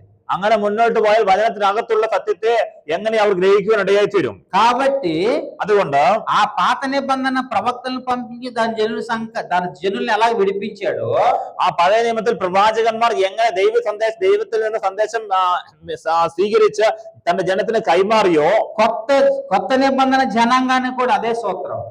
അതേപോലെ തന്നെ നമ്മൾ എന്ത് ചെയ്യണം? ദൈവത്തിൽ നിന്ന് പ്രാപിച്ച് ദൈവയാത്ര കൊടുക്കുവാനായി തീരും. ఒక్క లేఖనం ఉదాహరణ చదువుకుందాం. സുവിശേഷത്തിന് ഒരു ഉദാഹരണം നമുക്ക് വായിക്കാം. ఆ ఎఫెసీయులకు రాసిన పత్రిక ലേഖനത്തിൽ നിന്ന് എഫെസ്യർക്ക് ലേഖനം 4వ అధ్యాయం 4ാം അധ്യായം 11వ వచనం నుండి 13వ వచనం వరకు చదువుదాం. 11 മുതൽ 14 വരെയുള്ള വാക്യങ്ങൾ വായിക്കാം. എഫെസ്യ ലേഖനം 3ാം അധ്യായം 3ാം അധ്യായം ఎఫెసీయులకు రాసిన పత్రిక 4వ అధ్యాయము 4ాం అధ్యాయం 11 ముതൽ చదవమా. మనమందరము, ఈ మాట జాగ్రత్తగా వినాలా, ఈ లెసన్ చాలా మనందరమా కొందరమా? നമ്മളെല്ലാവരും എന്നാണ് പഠിക്കുന്നത്. ചിലർ എന്നാണ് പറയുന്നത്. అన్ని డెనామినేషన్లా లేకపోతే మన డెనామినేషనేనా? നമ്മൾ ഒരു ഡെനോമിനേഷൻ മാത്രമാണോ అല്ല అందరూ అంటే యేసే సత్యవాక్యము, వాక్యము ద్వారా పట్టబడిన ప్రతి ఒక్కరు కూడా ఏమవ్వాలంటే మనందరం విశ్వాస విషయములోను దేవుని కుమారుని గూర్చిన జ్ఞాన విషయంలోను ఒకే ఏకత్వం పొంది సంపూర్ణ పురుషులు మగువారు. ఇది దేవుని యొక్క మాట. తన సంఘం, తన బిడ్డలు అందరూ కూడా ఇలా ఉండాలట. అందరూ కూడా ఇది దేవుడు చెప్తున్నాడు. ఇది లేఖనమే కదా, ఇది వాక్యమే కదా. తన సంఘానికి, తన ప్రజలకు దేవుడు అంటాడు, మనందరము విశ్వాస విషయంలోను దేవుని కుమారుని గూర్చిన జ్ఞాన విషయంలోను ఏకత్వం పొందాల, సమాన అనుభవం. വായിച്ചിങ്ങനെയാണ്, അത് നാം എല്ലാവരും വിശ്വാസത്തിലും ദൈവത്തിനെ കുറിച്ചുള്ള പരിജ്ഞാനത്തിലുമുള്ള ഐക്യതയും തികഞ്ഞ പുരുഷത്വവും ക്രിസ്തുവിന്റെ സമ്പൂർണതയായ പ്രായത്തിന്റെ അളവും പ്രാപിക്കുവോളം വിശുദ്ധമായ യഥാസ്ഥാനത്തിനുള്ള ശുശ്രൂഷയുടെ വേലയ്ക്കും ക്രിസ്തുവിന്റെ ശരീരത്തിന്റെ ആത്മീയ വർധനയ്ക്കും ആകുന്നു. అంటే మనకి ఇటువంటి అనుభవము దేవుడు చెప్తున్నాడు తన సంఘానికి కలగాలని. ഇതുപോലെയുള്ള ദൈവിക വെളിപ്പാടുകൾ എന്ത് ചെയ്യും? നമ്മുടെ സഭയ്ക്ക് അത്യാവശ്യമാണ്. ఈ లేఖను నమ్ముతున్నాం కదా, ഈ ലേഖനം നമ്മൾ വിശ്വസിക്കുന്നുണ്ടോ? ఈ లేఖను నమ్ముతున్నాం లేదా చెప్పాలి. ఈ వచనం നിങ്ങൾ విశ్వసిക്കുന്നുണ്ടോ നിങ്ങൾ പറയണം. మరి ఈ లేఖన ప్రకారంగా ఆ క్వాలిటీస్ అన్ని మనలోకి రావాలి. ఈ వచన ప్రకారం ఈ వచనത്തിലുള്ള ఆ స్వభావం അല്ലെങ്കിൽ ఆ క్వాలిటీస్ మీద ఉన్న యేసు రక్తంతో విమోచించబడిన సంఘం అంతా కూడా, ఈ భూమిയിൽ కర్తాവ് యేసు రక్తం കൊണ്ട് విడిపించబడ్డ సభ ఏ డినామినేషన్ అని అవనాయండి, ഏത് ഡിനോമിനേഷൻ ആണെങ്കിലും కానీ ఈ లేఖనం దగ్గరికి రావాలి. ഈ വചനത്തേക്ക് കടന്നു വരണം. అది దేవుని యొక్క చిత్తం, ആ ദൈവത്തിന്റെ ഹിതമാണ്, దేవుని సంకల్పం, ആ ദൈവത്തിന്റെ സങ്കല്പമാണ്. మరి ఈ లేఖనం నెరవేరాలా వద్దా? ഈ ദൈവത്തിന്റെ ഈ വചനം അത് നിറവേറണമോ ഇല്ലയോ? నెరవేరాలా వద్దా చెప్పాలా. ആ നിറവേറണമോ വേണ്ടയോ? నెరవేరుతుందా లేదా? ആ നിറവേറുന്നുണ്ടോ? నెరవేర తీరాలి. ആ പൂർണ്ണമായി നിറവേറിയേ പറ്റൂ. తీరాలి అంటే అప్పుడు 13వ వచనంలో మాట చెప్తున్నారు. ആ 13ാം വചനത്തിൽ പ്രകാരം പറയുന്നുണ്ട്. చదువుదాం, వాయిക്കാം. యేసు రక్తం చేత విమోచించబడిన పరిశుద్ధులు సంపూర్ణులగునట్లు దేవుని సంఘమా క్షేమాభివృద్ధి చెందునట్లు పరిచర్య ధర్మం జరుగుగా ఆయన కొందరిని అపోస్తులుగాను కొందరిని ప్రవక్తలుగాను, కొందరిని సువార్తికులుగాను, కొందరి కాపరి ఉపదేశ బోధకులుగాను ఆయన నియమించాడు. దేవుని స్తోత్రం. നാം എല്ലാ അവിടെ വായിക്കുന്ന അങ്ങനെ വിശുദ്ധമായ യഥാർത്ഥ സൃഷ്ടിയുടെ വേലയ്ക്കും ക്രിസ്തുവിന്റെ ശരീരത്തിന്റെ ആത്മീയ വചനയ്ക്കും ആകുന്നു. അതുകൊണ്ട് അവൻ ചിലരെ അപ്പോസ്തലന്മാരെയും ചിലരെ പ്രവാചകന്മാരെയും ചിലരെ സുവിശേഷന്മാരെയും ചിലരെ ഇടയന്മാരെയും ഉപദേശകന്മാരെയും നിയമിച്ചിരിക്കുന്നു. అది విషయం అంటే దేవుడు నియమించాడట. ఇది അത് കർത്താവ് യേശു നിയമിച്ചു എന്ന് വായിക്കുന്നു. ఇది ఎక్కడ జరగాల? ഇത് എവിടെ സംഭവിക്കണം? యేసు తన స్వరక్తం ఇచ్చి యేసు తన సొంత రక్తത്തെ കൊടുത്ത് నిన్ను కొనుక్కున్నాడు. നിന്നെ വിലയ്ക്ക് വാങ്ങുവാനായി തീർന്നു. ఈ లోకంలో ఏదో ఒక సంఘానికి వెళ్తున్నావు, നിങ്ങൾ യോഗത്തിലെ പല ഏതെങ്കിലും സഭയിൽ നിങ്ങൾ అక్కడ అన్ని సరిగా లేకపోవచ్చేమో, പലതുമന്തി ക്രമമായിട്ടില്ലായിരിക്കാം. దేవునికి మన గురించి తెలుసు. എന്നാൽ ദൈവത്തിന് നമ്മെ കുറിച്ച് വ്യക്തമായിട്ട് അറിയാം. మనం ఏ ఏ విషయాలు సంపూర్ణ కావాలో, എന്നാൽ ഏത് വിഷയത്തിൽ നമ്മൾ സമ്പൂർണ്ണരാകണം, ఆ విషయాలు సంపూర్ణ అవ్వడానికి ആ విషയത്തിൽ നമ്മൾ സമ്പൂർണ്ണരാകേണ്ടതിന് ఆయన మరలా అదే పద్ధతులను ఉపయోగిస్తున్నాడు. ദൈവം നമ്മെ അതേ പദ്ധതിയിൽ ഉപയോഗിക്കാനിടയായി തീരും. కాబట్టి അതുകൊണ്ട് మనం సంఘము సంపూర్ణతలోకి వెళ్ళాలంటే అపోస్తలు ఉంటారు, ప్రవక్తలు. സഭ സമ്പൂർണ്ണതയിലേക്ക് പോകണമെങ്കിൽ സഭയ്ക്കകത്ത് അപ്പോസ്തലർ ഉണ്ടാവണം. ఈ ప్రవక్తల ద్వారా కూడా ഈ പ്രവാചകന്മാർ മുഖാന്തരം దేవుడు తన సందేశాన్ని సమాజానికి అందిస్తున్నాడు. ദൈവം തന്റെ ജനത്തിന് സമാധാന സന്ദേശം అందించినప్పుడు ఎలాంటి వారు శిష్యులు ఉండాలి అంటే, അത് കൈമാറുമ്പോൾ തന്നെ మనం చదువుకున్న మూలవాక్యంలో సీమోన్ పేతురు లాంటి వాళ్ళు, സീമോൻ പത്രോസിനെ പോലെ అలాంటి శిష్యులు അതുപോലുള്ള ശിഷ്യന്മാർ దేవుని ప్రత్యక్ష పొందుకుంటారు. ദൈവത്തിന്റെ വെളിപ്പാട് പ്രാപിച്ചതുപോലെ అలాంటి వారి కొరకు അതുപോലെയുള്ളവർക്ക് വേണ്ടി తన సందేశాన్ని దేవుడు పంపించాడు. ദൈവം തന്റെ സന്ദേശത്തെ കൈമാറിയതുപോലെ మా పరిచర్య కూడా అదే. ഞങ്ങളെ ശുശ്രൂഷ మేము ఎలా ఇదే అంత్యకాల పరిచర్యని మేము నమ్ముతున్నాం. ഞങ്ങൾ വിശ്വസിക്കുന്നത് അന്ത്യകാല ശുശ്രൂഷയാണെന്ന്. ఇది లేఖన సత్యం అని. ఇది లేఖన ఈ പറയുന്ന సువిశేష సత్యం. అందుకే లేఖనముల ద్వారా దేవుడు మనతో మాట్లాడడం ప్రారంభించినప్పుడు సంగతి నీకు అర్థం అవుతుంది. അതുകൊണ്ടാണ് ദൈവം തന്റെ വചനപ്രകാരം നമ്മുടെ తన సంఘం అంతా కూడా ఈ సంగతి తెలుసుకోవాలి.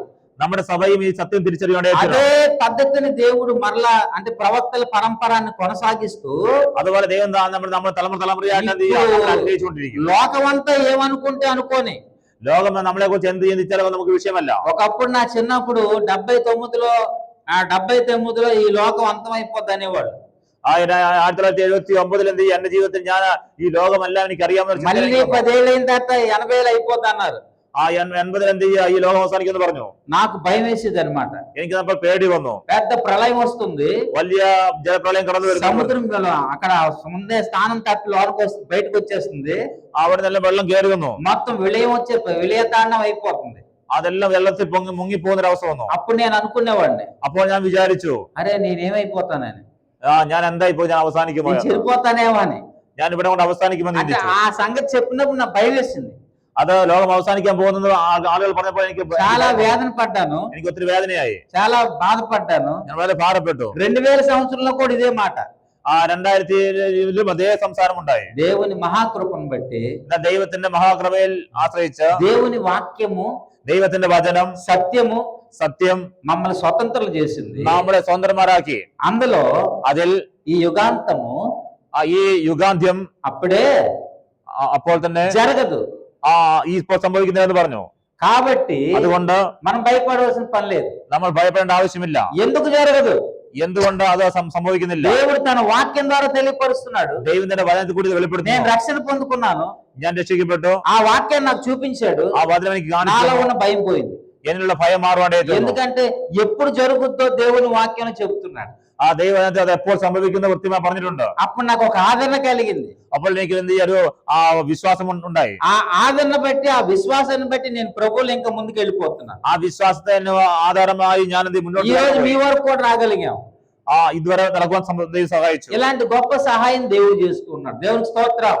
ഇതുപോലെ ദൈവനെ സഹായിക്കാനിടയായി. అయితే ఇక్కడ నేను ముగించేస్తూ ఉన్నాను. ఇంకా ഞാൻ వాక్యభాగం చురుకుగా ఆగ్రహిക്കുന്നു. ఏంటయ్యా అంటే, దేవుడు తన ప్రవక్తల అపోస్తలుల ద్వారా మనతో మాట్లాడతాడు. ദൈവം തന്റെ പ്രവാചകന്മാർ మాటలు లేఖన సత్యం ద్వారా తెలియపరుస్తాడు. ദൈവത്തിന്റെ വചനത്തിന്റെ ആഴമേറിയ മർമ്മങ്ങൾ നമുക്ക് కూడా ఆ ప్రత్యక్షత కలగాలి. നമുക്ക് അതുപോലെ വെളിപ്പാട് కలగాలి అంటే దైవానుగ్రహం పొందుకోవాలి. ആ ഒരു വെളിപ്പാട് നമ്മൾ പ്രാപിക്കണമെങ്കിൽ നമ്മൾ ദൈവത്തിന്റെ പ്രാപിക്കുവാനായി തീരണം. వీళ్ళు కూడా యోహాను సువార్త 8వ అధ్యాయంలో చెప్పినట్టుగా అబ్రహాం అబ్రహాం సంతానమే మేము ఎన్నడూ ఎవరికి దాసులుగా లేమన్నట్టుగా కాక ഇവിടെ നമ്മൾ എന്ത് യഹൂദന്മാരുടെ എന്ത് ചെയ്യുക, നിങ്ങളും ഇപ്രകാരമായിരിക്കുന്നില്ല എന്ന് പറഞ്ഞുകൊണ്ട് യോഹന്നാന്റെ സുവിശേഷം 8-ാം അധ്യായത്തിൽ ആരംഭിക്കുന്നു. మనకి ఎన్నో సంగతులు తెలిసినా, നമുക്ക് എത്ര ആരും വിഷയങ്ങൾ അറിയാമെങ്കിലും, ఎంతో ఉన్నత విద్యను అభ్యసించినా, നമ്മൾ എത്ര വലിയ വിദ്യാഭ്യാസം നേടിയെങ്കിലും దేవుని సంగతులు తెలుసుకోవడానికి ദൈവത്തിന്റെ കാര്യങ്ങൾ നമ്മൾ దేవుని యొక్క ప్రవక్తలే ഗ്രഹിക്കുന്നത്, ദൈവത്തിന്റെ మనకి പ്രവാചകന്മാർ సంఘానికి చెప్పాలి. നമുക്ക് എന്ത് ചെയ്യും, അത് പ്രാപിച്ച് നമ്മോട് പറയുവാനായി തീരണം. అప్పుడు జనులు ప్రత్యక్షత కలిగిన వారైతే తప్పకుండా గమనిస్తారు. അപ്പോൾ പ്രവാചകന്മാർ മുഖാന്തരം ദൈവം നമ്മൾ സംസാരിക്കുമ്പോൾ നമുക്ക് തെറ്റുകൂടാതെ ആ വചനത്തിൽ ആശ്രയിച്ച് മുന്നോട്ട് പോകുവാൻ സഹായിക്കും. చాలా వాక్యం ఉంది, ഒത്തിരി വാക്യങ്ങളുണ്ട്. కానీ ఇంకా ముగించుకొని ప్రార్థనలోకి మనం వెళ్ళబోతున్నాం. നമ്മൾ ഇവിടെ അവസാനിപ്പിച്ച് എന്ത് ചുരുക്കിക്കൊണ്ട് നമ്മൾ പ്രാർത്ഥനയിലേക്ക് കടന്നു പോകാൻ ఇక్కడ ആഗ്രഹിക്കുന്നു. నేను చెప్పే ఒకే ఒక మాట ముగించేస్తున్నాను చెప్పి, ഒരു വാക്കുകൾ പറഞ്ഞ് അവസാനിപ്പിക്കാം. ప్రియులారా, പ്രിയമുള്ളവരെ, పేతురు యొక్క కన్నులు తెరిచి దేవుడు ప్రత్యక్షత ఎలా పొందుకున్నాడో, പത്രോസിന്റെ കണ്ണുകളെ തുറന്നുകൊണ്ട് ദൈവം തന്റെ വെളിപ്പാട് എങ്ങനെ കൈമാറിയോ, తండ్రి ఎలాగో వారికి ప్రత్యక్ష పరిచారో, പിതാവ് എങ്ങനെ തന്നെ പറയാനായി ശിമോന് ആ കാര്യങ്ങൾ വെളിപ്പെടുത്തി കൊടുത്തുവോ, అలా ప్రత్యక్షతను పొందుకున్న వారు మాత్రమే, അതുപോലെ ആ വെളിപ്പാട് പ്രാപിച്ചവർ മാത്രമേ దేవుని సంపూర్ణంగా గుర్తుపట్టగలుగుతారు. ദൈവത്തെ സമ്പൂർണമായും എന്ത് ചെയ്യാം, മനസ്സിലാക്കുവാൻ ഗ്രഹിക്കുവാൻ സാധിക്കത്തുള്ളൂ. ఇంకా ఏ మార్గాల గుండా వెళ్ళినా അതല്ലാതെ മറ്റേത് മാർഗത്തിൽ പോയാലും సంపూర్ణంగా దేవుని మనం గుర్తుపట్టలేము. സമ്പൂർണമായും ദൈവത്തെ ആഴമായി അറിയണമെങ്കിൽ അറിയാൻ സാധിക്കത്തില്ല. దేవుడు తన ప్రవక్తలను ఏర్పాటు చేశాడు కనుక ദൈവം തന്റെ പ്രവാചകന്മാരെ ആക്കി വെച്ചുകൊണ്ട് നിയമിച്ചത് കൊണ്ട് ఆ ప్రవక్తలు వచ్చి ആ പ്രവാചകന്മാർ കടന്നു വന്ന് మనకి సంగతులు చెప్పినప్పుడు നമ്മുടെ കാര്യങ്ങൾ വിവരിക്കുമ്പോൾ మనం కూడా స్వతంత్రం అవుతాము, നമ്മളും സ്വതന്ത്രന്മാരായി മാറുവാടേ, మనం కూడా సత్యం తెలుసుకుంటాము. നമ്മളും സത്യം തിരിച്ചറിയേണ്ടേ തീരും. ఇప్పటి వరకు నెరవేరింది ఒకటైతే, ഇതുവരെ നടന്നത് പോലെ തന്നെ నెరవేరబోతున్న సంగతులు ഇനിയും അനേകം దేవుడు నీకు ప్రత్యక్షపరుస్తాడు.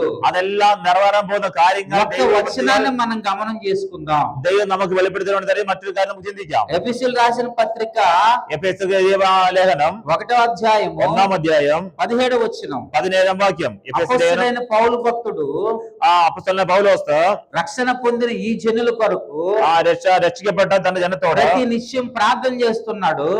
പ്രാർത്ഥിക്കുകയാണ്. ఆ ప్రార్థన చేస్తున్నప్పుడు ആ പൗലോസിന്റെ ആ പ്രാർത്ഥനയിൽ వారి కన్నులు తెరవబడాలని, ദൈവമേ ഈ ജനത്തിന്റെ వారి കണ്ണുകൾ మనోనేత్రాలు వెలిగింపబడాలని അവർ രക്ഷിക്കപ്പെടുവാൻ വേണ്ടി ప్రార్థన చేస్తున్నాడు. ആ ജ്ഞാനത്തിന്റെ വെളിപ്പാടിന്റെ പ്രാർത്ഥിക്കുകയാണ്. చేస్తుండగా അവരുടെ ഹൃദയത്തിൽ వారి కన్నులు తెరవబడ్డాయి.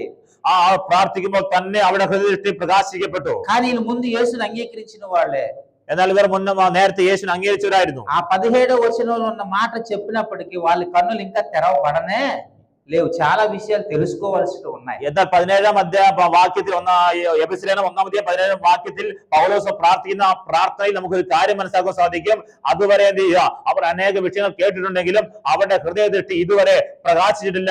ഇനിയും അവരുടെ ഹൃദയദൃഷ്ടി പ്രകാശിക്കേണ്ടിയിരിക്കുന്നു എന്നുള്ള വെളിപ്പാടാണ് ആ പൗലോസ് അങ്ങനെ പ്രാർത്ഥിപ്പാൻ കാരണമായി തീർന്നത്. అవును, అలాగే അതുപോലെ బిలాము కన్నులు దేవుడు తెరిచాడు. బిలాం అంటే ఏమంటారు? ബിലയാമിന്റെ കാര്യം നമുക്കറിയാം. బిలాం యొక్క కన్నులు దేవుడు ఎలా తెరిచాడు? ബിലയാമിന്റെ കണ്ണ് എങ്ങനെയാണ് ദൈവം തുറന്നത്? ఎనీ టైం దేవుడు బిలాం దగ్గరకు వచ్చేవాడు. ഇപ്പൊ ദൈവം ബിലയാമിന്റെ അടുത്തേക്ക് വന്ന വ്യക്തിയാണോ? బిలాం దేవునితో మాట్లాడేవాడు. ബിലയാം ദൈവത്തോട് സംസാരിച്ച വ്യക്തിയാണോ? దేవుడు చెప్పిన సంగతులు వినేవాడు బిలాం. ദൈവം പറയുന്ന കാര്യങ്ങൾ ശ്രദ്ധയോടെ കേട്ട വ്യക്തിയാണ് ബിലയാം. 12 గోత్రాలకి సంగతిని ఆశీర్వాదకరంగా తెలియపరిచేవాడు. 12 గోత్రങ്ങളോടും ആ കാര്യങ്ങളൊക്കെ വിവരിച്ച് പറഞ്ഞ വ്യക്തിയാണ് ബിലയാം. కానీ എന്നാൽ ఆయనకి ఈ లోకంలో భ్రమ కలిగింది. ഈ ലോകത്തിലെ മോഹങ്ങളിലേക്ക് കടന്നുപോയി. ధనం సంపాదించాలని അവന് ധനമോഹം വന്നു. ఏదో ఒక విధంగా సంపాదించుకోవాలనేటువంటి సంకల్పం వచ్చింది. ഏതെങ്കിലും വിധത്തിൽ ധനം സമ്പാദിക്കുന്ന ഒരു ആഗ്രഹം, അത്യാഗ്രഹം അവന്റെ ഉള്ളിലേക്ക് വന്നു. అది కూడా దేవుని దగ్గర తీసుకెళ్లాడు. അതും കൂടെ അവൻ ദൈവത്തിലേക്ക് കൊണ്ടുവന്നു. నేను ఇలా చేయాలనుకుంటున్నాను అంటాడు. ഞാൻ ఇതുപോലെ ചെയ്യാൻ ആഗ്രഹിക്കുന്നു പറഞ്ഞു. అప్పుడు దేవుడు అంటాడు, അപ്പോൾ ദൈവം ഇങ്ങനെ പറഞ്ഞു, ఈ ప్రజలు ఆశీర్వదించబడిన వారు, ഈ ജനം അനുഗ്രഹിക്കപ്പെട്ട ജനമാണ്, ఆశీర్వాదమునకు వారసులు, അവർ അനുഗ്രഹിക്കപ്പെടാൻ വേണ്ടി വിളിച്ചു. నువ్వు శపించకూడదు, നീ അതിനെ തെറ്റിക്കരുത് అని దేవుడు చెప్పాడు. ദൈവം അവനോട് പറഞ്ഞു. అలాగే ఆయన కన్నులు ఎప్పుడు తెరవబడ్డాయంటే, അതുപോലെ അവന്റെ കണ്ണ് എപ്പോഴാണ് തുറന്നു വന്നത്? ఆ గాడిద మీద వెళుతున్నప్పుడు, അവൻ കഴുത പുറത്ത് ఆ గాడిద తను మోసుకొని వెళ్ళినప్పుడు, ആ కഴുത തന്നെ ఒక దూత ఖడ్గము చేత పట్టుకొని ഒരു ദൂതൻ തന്റെ വാളും പിടിച്ചുകൊണ്ട് మరి అతను చంపుదాం అనుకున్నప్పుడు, അവനെ കൊല്ലാൻ ശ്രമിക്കുമ്പോൾ ఆ గాడిద ആ കഴുത అడుగు ముందుకేలా അടവില് വനത്തിലേക്ക് കടന്നുപോയി. ఎందుకు వేయలేదు అంటే എന്തുകൊണ്ടാണെന്ന് ചോദിച്ചാൽ ఆ గాడిదకు కనబడుతున్నాడు ఆ దూత. ആ കഴുതയ്ക്ക് ദൂതനെ കാണാൻ സാധിക്കുന്നുണ്ട്. అంటే నేను సందర్భాన్ని బట్టి వచనాలు చెప్పలేదు, సందర్భం చెప్పుకుంటూ వెళ్ళిపోతున్నాను. ആ സന്ദർഭം മാത്രം പറഞ്ഞുകൊണ്ട് ഞാൻ సంఖ్యాకాండంలో ఉంటుంది ఈ మాట.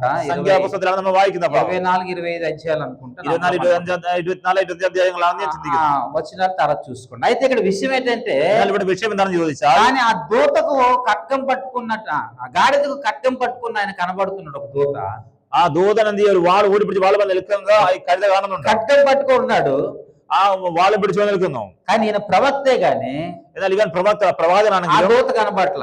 ആ പ്രവാചകനായ ബിലയാമിന് ഈ വാളും പിടിച്ച് ഊരിപ്പിടിച്ചിരിക്കുന്ന ദൂതനെ കാണാൻ കഴിയുന്നില്ല. ఈ గాడిద అడుగు ముందుకు వేయలేకపోతుంది. കഴുത എന്ത് ചെയ്യുക? അത് കണ്ട മുന്നോട്ട് പോകുന്നു. ఎలా ఉందంటే, അത് എങ്ങനെയാണെന്ന് ചോദിച്ചാൽ అతని కన్నులు తెరిచినప్పుడే അവന്റെ കണ്ണ് തുറന്നപ്പോൾ అక్కడ ఒక దూతుండి ఖడ్గం పట్టుకొని నిలిచిన సంగతి, ഒരു ഊടി പിടിച്ച് വാളുമായി ദൂതൻ നിൽക്കുന്ന ఇతను ఈ గాడిద ఒక అడుగేస్తే అతను చంపుతాడు తప్పకుండా. അത് కృത്യമായിട്ട് കാണുന്നുണ്ട്. కానీ అతని కన్నులు తెరిచినప్పుడు, എന്നാൽ അവൻ കണ്ണ് തുറന്നപ്പോൾ ఆయనకి ఏమనిపిస్తుంది? അവൻ എന്താണ് തോന്നിയത്? అమ్మో నా ప్రాణం. అంటే എന്റെ అర్థం ఏంటంటే, కన్నులు తెరిచిన వాని యొక్క దేవుడు కన్నులు ఎవరికి తెరుస్తాడో, ദൈവം ആർക്കാണോ കണ്ണുകൾ തുറന്നു കൊടുക്കുന്നത്, అలాగే మన పేతురు గారి కన్నులు తెరవబడ్డాయి. അതുപോലെ പത്രോസിന് കണ്ണ് തുറക്കപ്പെട്ടു. అలాగే మరి ఎఫెసీ రాసినటువంటి పత్రికలో ఆ సంఘం కన్నులు, അതുപോലെ എഫെസിലേത് അവരുടെ കണ്ണുകൾ എന്ത് ഹൃദയത്തിൽ പ്രകാശിക്കുവാനായി തീർന്നു. అలాగే మన కన్నులు కూడా తెరవబడతాయి. അതുപോലെ നമ്മുടെ കണ്ണുകൾ തുറക്കപ്പെടണം. అలా తెరవబడాలంటే ఇక్కడ రెండు మాటలు చెప్పాను మీకు. మొదటి మాట వాక్యం బాగా చదివి ఉండాలా. അങ്ങനെ നമ്മുടെ കണ്ണുകൾ തുറക്കപ്പെടണമെങ്കിൽ వాక్యంలో సంగతులు രണ്ട് വിഷയമുണ്ട്. ഒന്ന്, നമ്മൾ വചനം വായിക്കണം. చదివి ఉన్నాం కాబట్టి దేవుడు ఏం చేస్తాడని తన ప్రవక్తల ద్వారా తను మనతో మాట్లాడడం, രണ്ടാമത്തെ വിഷയം തന്റെ പ്രവാചകന്മാർ മുഖാന്തരം ദൈവം സംസാരിക്കുമ്പോൾ അത് మాట్లాడి మనల్ని సత్యంలోకి నడిపిస్తాడు. ഇത് വചനം വായിക്കുകയും ദൈവ പ്രവാചകന്മാർ മുഖാന്തരം നമ്മൾ സംസാരിക്കുന്ന స్వతంత్రం ചെയ്യണം. మనం స్వతంత్రం అయిపోతాం. അങ്ങനെ സത്യം ഗ്രഹിക്കുകയും സത്യം തിരിച്ചറിയുകയും സത്യം ഗ്രഹിക്കുകയും ചെയ്യുമ്പോൾ ఏది నమ్మాలో అది నమ్ముతాం. നമ്മൾ ഏത് ദൈവത്തിലാണ് വിശ്വസിക്കുന്നത്? ఏ సత్యం నమ్మాలో అది నమ్ముతాం. ഏത് സത്യത്തിലാണ് നമ്മൾ വിശ്വസിക്കേണ്ടത്? అది నీ కన్నులకు ప్రత్యక్షపరచబడుతుంది. ആ സത്യം ദൈവം നമുക്ക് നമ്മുടെ കണ്ണു മുമ്പിൽ നമുക്ക് വെളിപ്പെടുത്തി ఈ విషయం ఇలాంటి ఒక విధానాల్లో దేవుడిని మనం వెంబడించినట్లయితే, ആ ദൈവം വെച്ചിട്ട് അംഗീകരിക്കപ്പെട്ടത് ആ വഴിയിൽ കൂടി നമ്മൾ നടക്കുമ്പോൾ ఖచ్చితంగా రెండవ రాకడ కొరకు మనం సిద్ధపడతాం. ഉറപ്പായിട്ടും എന്ത് ചെയ്യാം? കർത്താവ് രണ്ടാമത് വരാൻ നമ്മൾ ഒരുക്കപ്പെടുകയാണോ? ఒక సంగతి తెలిసి ఒక సంగతి తెలియకపోతే, ഒരു വിഷയം നമുക്കറിയാം, ഒരു വിഷയം നമുക്ക് അറിയത്തില്ല എങ്കിൽ మనకు సిద్ధపాటు ఉండదు. നമുക്ക് ആ കർത്താവിന്റെ വരവിന് വേണ്ടി ഒരുങ്ങി മുന്നോട്ട് പോകാൻ കഴിയാതെ വരും. లైన్ అండ్ ఆర్డర్ ప్రకారంగా, ഓർഡർ കൃത്യനിഷ്ഠയോടെ మనకు తెలిసింది అనుకో సంగతి, നമുക്ക് കൃത്യമായിട്ട് എന്ത് ചെയ്യാം? ആ ക്രമത്തോടെ നമ്മൾ മുന്നോട്ട് പോയാൽ, మేము ఒక ఆంధ్రప్రదేశ్ నుండి ఇక్కడికి వచ్చాం. ഞങ്ങൾ ആന്ധ്രയിൽ നിന്ന് ഇവിടെ കടന്നു വന്നു. ఎన్ని స్టేషన్ దాటుకుంటూ వచ్చామంటే, എത്ര സ്റ്റേഷനുകൾ കടന്നാണ് വന്നത്? మా ముందు ఒక రాష్ట్రం వెళ్ళిపోయింది, తమిళనాడు. ആ തമിഴ്നാട് എന്ന സ്റ്റേറ്റ് കടന്നുപോയി. ఆ తర్వాత ఎంబటి కేరళలోకి వచ్చాం. അതിനുശേഷം കേരളത്തിലേക്ക് വന്നു. ఇవన్నీ ఒక దాన్ని బట్టి మేము ప్రయాణం చేసుకుంటూ, ഇത് ഓരോ സ്റ്റേഷനിലും കടന്ന് നമ്മൾ ఎక్కడ ఈ స్టేషన్ లో దిగాలి కనుక ഏത് സ്റ്റേഷനാണ് ഇറങ്ങേണ്ടത് ఇక్కడే దిగాం. ആ സ്റ്റേഷനിലാണ് ഞങ്ങൾ ഇറങ്ങിയത്. మాతో ఒక సహోదరుడు వచ్చారు. ഞങ്ങളുടെ ഒപ്പം ഒരു സഹോദരൻ വന്നു. ఆయన ఎప్పుడు ఈ కేరళ రాష్ట్రం రాలేదు. ആ సహോదരൻ ഒരു പ്രാവശ്യം പോലും జిల్లాకి రాలేదు, జిല്ലയിൽ വന്നിട്ടില്ല. ఆయన ఒక మాట అడిగాడు మమ్మల్ని. അദ്ദേഹം ഞങ്ങളോട് കാര്യം ചോദിച്ചു. నేను ఎప్పుడు రాలేదండి, ഞാൻ ఒരിക്കലും കേരളത്തിൽ വന്നിട്ടില്ല. మీరు నాకు ఫోన్ చేయండి, നിങ്ങൾ എനിക്ക് ഫോൺ വിളിക്കണം, దిగేటప్పుడు నాకు చెప్పండి అని. ഇറങ്ങുമ്പോൾ എനിക്ക് എന്നെ അറിയിക്കണം എന്ന് പറഞ്ഞു. చెబుతామని ఒకవేళ మేము మర్చిపోయాం అనుకోండి, ഞങ്ങൾ విളിച്ചില്ല പറഞ്ഞില്ല എങ്കിൽ ఈ ఊరు వచ్చింది, ഈ ഗ്രാമം വരും, మేము దిగిపోయాం, ഞങ്ങൾ ഇറങ്ങും, మేము చెప్తామని అతను ఎదురు చూస్తున్నాడు, ഞങ്ങൾ വിളിക്കുവാൻ അദ്ദേഹം വെയിറ്റ് ചെയ്യും, మేము చెప్పలేదు, ഞങ്ങൾ പറഞ്ഞില്ല, ఆయన దాటి వెళ్ళిపోతాడు. അദ്ദേഹം എന്ത് ഇവിടെ ഇറങ്ങാതെ നേരെ വീണ്ടും മുന്നോട്ട് പോകാൻ. అప్పుడు ఆయన డౌట్ వస్తుంది, కొంత దూరం వెళ్ళిన తర్వాత. കുറച്ച് ദൂരം കഴിയുമ്പോൾ അദ്ദേഹത്തിന്റെ చూడడానికి వచ్చాడు అనుకుందాం. ആ സംശയം വരുമ്പോൾ അദ്ദേഹം ഇറങ്ങി നോക്കാൻ വരും. మేము లేము అక్కడ. അപ്പോൾ ഞങ്ങൾ അവിടെ ഇല്ല, మేము దిగి వెళ్ళిపోయాం. ഞങ്ങൾ ഇറങ്ങിപ്പോയി, ఇతను మర్చిపోయాం, ഇദ്ദേഹത്തെ മറന്നുപോയി. అప్పుడు ఆయనకి ఏమనిపిస్తుంది అంటే, അപ്പോൾ അദ്ദേഹത്തിന് എന്താ ചിന്തയാണ് വരുന്നത്? దాటేశానే, ഞങ്ങളെ എന്ത് ചെയ്യാ, എന്നെ ഒഴിവാക്കിയവർ കടന്നുപോയല്ലോ. కూడా సంగతి తెలిస్తే, എനിക്കൂടെ ആ വിഷയം അറിയാമായിരുന്നുവെങ്കിൽ, వాళ్ళు దిగుతున్నప్పుడే నేను దిగిపోతుంది కదా, അവരിറങ്ങിയ സമയത്ത് എനിക്കും ഇറങ്ങാൻ സാധിക്കും. వాళ్ళ మీద ఎందుకు ఆధారపడ్డాను? ഞാൻ എന്തുകൊണ്ടാണ് അവരുടെ മേൽ తెలిస్తే ఈ స్టేషన్ లో దిగిపోతాను కదా, എനിക്ക് അറിയാമായിരുന്നെങ്കിൽ എനിക്ക് അവരുടെ മേൽ ആശ്രയിക്കേണ്ട ആവശ്യമില്ല. భావం వస్తుందా లేదా? അങ്ങനെ അത് സത്യമായ കാര്യമല്ലേ? అంతకంటే ప్రధానమైనది మన ఆత్మీయ జీవితం. അതുപോലെ അതിനേക്കാൾ എന്ത് ശ്രേഷ്ഠമായ ഒരു അനുഭവമാണ് നമ്മുടെ ആത്മീയ ജീവിതം എന്ന് പറയുന്നത്. కాబట్టి దేవుని సంగతులు మనకి ఎలాగ దేవుడు తెలియపరుస్తాడు. അതുകൊണ്ട് ദൈവം തന്റെ കാര്യം വ്യക്തമായി നമ്മോട് എന്ത് ചെയ്യുക, വെളിപ്പെടുത്തിരുവാണ്ടേ തീരും. ఆ తెలియపరిచిన విషయాలు మనం తెలుసుకోవాలి. ആ വെളിപ്പെടുത്തുന്ന വിഷയങ്ങളെ നമ്മൾ കൃത്യമായിട്ട് എന്ത് ഗ്രഹിക്കുകയും അറിയുകയും ചെയ്യണം. పేతురులాగా പത്രോസിലാകെ అలాగే దేవుడు మనకు సంగతి ప్రత్యక్షపరుస్తాడు. അതുപോലെ ദൈവം നമുക്ക് എന്ത് പിതാവ് നമുക്ക് പുത്രനായ യേശുവിനെ കുറിച്ചുള്ള വ്യക്തമായ അറിവ് നമുക്ക് വെളിപ്പാടുകൾ തരുവാണ്ടേ തീരും. ఈ యొక్క కేరళ రాష్ట్రంలో ఉన్నటువంటి జిల్లాలన్నీ కూడా ഈ കേരളത്തിലെ എല്ലാ ജില്ലകളും ఇలాగనే మా యొక్క టీం అంతా కూడా ప్రతి జిల్లాకు వెళ్ళి എല്ലാ ജില്ലകളിലും കടന്നുപോയി 3 రోజులు 7 గంటల ప్రార్థనలు జరుగుతున్నాయి. ആ 3 ദിനങ്ങളിൽ പ്രാർത്ഥന നടക്കുന്നു. ఎందుకు అంటే దేవుడు తన సంకల్పంలో చెప్పాడు ఇలాగ వెళ్ళి చేయండి అని. ദൈവം എന്ത് ചെയ്ത ഞങ്ങളുടെ ലീഡറായ പാസ്റ്ററിന് ഇതുപോലെ എന്ത് കടന്നുപോയി ടീമായി കടന്നുപോയി എല്ലാ ജില്ലകളിലും പോയി 3 ദിവസം പ്രാർത്ഥിക്കണമെന്ന് ദർശനം കൊടുത്തു. ప్రార్థన చేయండి అని ఒక సంవత్సర కాలంలో దేవుడు మరలా చెబితే ആ ദർശനം പല പ്രാവശ്യം കൊടുത്തു കഴിഞ്ഞപ്പോൾ ദൈവത്തിന്റെ അഭിഷേകത്തിന് ഞങ്ങളെ അയക്കുവാണ്ടേ തീർന്നു. దైవ సేవకులు ദൈവദാസൻ అందరూ కూడా എല്ലാ ദൈവദാസന്മാരെല്ലാവരും మరి ఈ యొక్క పనిని ప్రారంభించి కేరళ రాష్ట్రం అంతా తిరుగుతూ ఉన్నాం మేము. ഇപ്പോൾ ദൈവത്തിന്റെ പദ്ധതി പ്രകാരം ഞങ്ങൾ എന്ത് ചെയ്യുക, అలాగే കടന്നു പോയിക്കൊണ്ടിരിക്കുക. అలాగే పాలక్కాడ్ వచ్చాం. അതുകൊണ്ടാണ് ഞങ്ങളുടെ പാലക്കാടും പരിപാടി. మాకు వాక్యం తెలీదా? ഞങ്ങൾക്ക് വാക്യം അറിയത്തില്ലേ? ఓల్డ్ వాక్యం తెలుసు. വാക്യം അറിയാം. మరి ఆరాధన గురించి తెలీదా? ആരെ കുറിച്ച് അറിയത്തില്ലേ? ఎక్కువ తెలుసు. അറിയാം. అంటే అంత ఆరాధిస్తాం. എല്ലാവരും ആരാധിക്കുന്നവരാണ്. మరి ఏమి తెలియదు మాకు? എന്താണ് അറിയത്തില്ലാത്തത്? దేవుని సంకల్పంలో ఈ అంశం మాకు తెలియదు. ആ ദൈവ വിഷയം ഈ ഒരു വിഷയം ഞങ്ങൾക്ക് അറിയത്തില്ല. వెళ్ళి ప్రార్థన చేయండి అని చెప్పిన మాట మేము విన్నాం. നീ പോയി പ്രാർത്ഥിക്ക എന്ന് പറഞ്ഞ ആ വചനം భారతదేశంలో ఉన్నటువంటి రాష్ట్రాల్లో ఉన్న జిల్లాలన్నీ కూడా వెళ్ళి ప్రార్థన చేస్తాం. ഭാരതത്തിലുള്ള എല്ലാ ജില്ലകളിലും പോയി എന്ത് ചെയ്യുക, പ്രാർത്ഥിപ്പാൻ ദൈവം സംസാരിച്ചു. ఇప్పుడు ప్రార్థన చేయాలా? ഇപ്പോൾ പ്രാർത്ഥിക്കണം. ప్రార్థన చేసిన తర్వాత പ്രാർത്ഥന ചെയ്തതിനു ശേഷം మరొక అంశం దేవుడు చెప్తాడు. മറ്റൊരു విషయం దైవం అది చెప్తాడు. ఈ యొక్క ప్రాంతం అంతటికి దేవుడు తెలియపరుస్తాడు. അത് ദൈവം തന്റെ ഈ ദേശത്തിന് ദൈవం കൈമാറുവാൻ. అప్పుడు పేతురులాగా അപ്പോൾ പത്രോസ് പോലെ ఆ ప్రత్యక్షత కలిగిన వారు അതുപോലെയുള്ള വെളിപ്പാട് ഉള്ളവരെ, సంపూర్ణ సత్యం తెలుసుకుంటారు. ആ ദൈവത്തിന് സമ്പൂർണ്ണ വെളിപ്പാട് പ്രാപിച്ചവർ. నాకు ఎప్పుడైతే తెలిసిందో എനിക്ക് എപ്പോഴാണ് മനസ്സിലായത്, నాకు ఆనందం కలిగింది, എനിക്ക് സന്തോഷമുണ്ടായി, నాకు విడుదల కలిగింది. എനിക്ക് విడుదల నా ഉണ്ടായി. తోటి సహోదరుడు చెప్తా, എനിക്ക് ആ വിഷയം പറയാം. ఆ సహోదరుడు కూడా విడుదల కలిగింది. അതുപോലെ ఆగ్రహం ഉണ്ടായപ്പോൾ ఆయన ఇంకోళ్ళు చెప్తాడు. അതുപോലെ തന്നെ അദ്ദേഹം പറയും. ఎవరెవరైతే ఇలాంటి విషయాలు ఉన్నాయో వాళ్ళు తెలుసుకుని వారు చెప్పినప్పుడు వీళ్ళు స్వతంత్రులు అయిపోతారు. അപ്പോൾ അതേ സാക്ഷ്യമുള്ള പറയുമ്പോൾ എന്ത് ചെയ്യുക, മറ്റുള്ളവർക്കും അത് വിടുതലായി മാറുവാനേ തീരും. అప్పుడు యేసే రాకడ కొరకు അപ്പോൾ യേശുവിന്റെ രണ്ടാം വരവിന് വേണ്ടി మనందరం కూడా సిద్ధపడతాం. നമ്മളെല്ലാവരും ഒരുക്കപ്പെടുവാനേ തീരും. అలాంటి విషయాలు దేవుడు మాత్రమే ആ తెలియపరచగలుగుతాడు. വിഷയം പിതാവ് ദൈവമല്ല മറ്റാരും అలా വെളിപ്പെടുത്തുകയില്ല. తెలుసుకునే భాగ్యాన్ని మనం పొందుకుందాం. അതുപോലെ പിതാവിൽ നിന്നുള്ള വെളിപ്പാട് പ്രാപിക്കാനുള്ള ഭാഗ്യം നമുക്ക് ఈ ലഭിക്കട്ടെ. కేరళ రాష్ట్రంలో ఉన్న ప్రతి జిల్లాలో ఉన్నటువంటి సత్య సంబంధులైన దైవ సేవకులందరూ కూడా పొందుకొనుడు గాక. അതുപോലെ ആ വെളിപ്പാട് കേരളത്തിലുള്ള എല്ലാ ജില്ലയിലുമുള്ള എല്ലാ സഭാ വിശ്വാസികളും ദൈവമക്കളും പ്രാപിക്കണമെന്നാണ് ഞങ്ങളുടെ ആഗ്രഹം. అందరూ పొందుకోవాలి. എല്ലാവരും പ്രാപിക്കണം. కాబట్టి అటువంటి కృప మీకు కలుగును గాక అని അതുകൊണ്ട് നിങ്ങൾക്ക് അതുപോലെ ദൈവത്തിൽ നിന്നുള്ള കൃപയും വെളിപ്പാടും ലഭിക്കട്ടെ എന്ന് ఈ నా പ്രാർത്ഥിക്കുന്നു. మాటలు నేను ముగిస్తున్నాను. ഞാൻ എന്റെ വാക്കുകളെ ഉപസംഹരിക്കുന്നു. ఈ లేఖన దీవించును గాక. ഈ സത്യസുവിശേഷം മുഖാന്തരം ദൈവം നിങ്ങളെ അനുഗ്രഹിക്കുമാറാകട്ടെ. ఆమేన్. ആമേൻ. చిన్న ప్రార్థన చేసి సమయం దైవజనులకు అప్పచెప్తాం. പ്രാർത്ഥന പ്രാർത്ഥിച്ച് അവസാനിപ്പിക്കാം.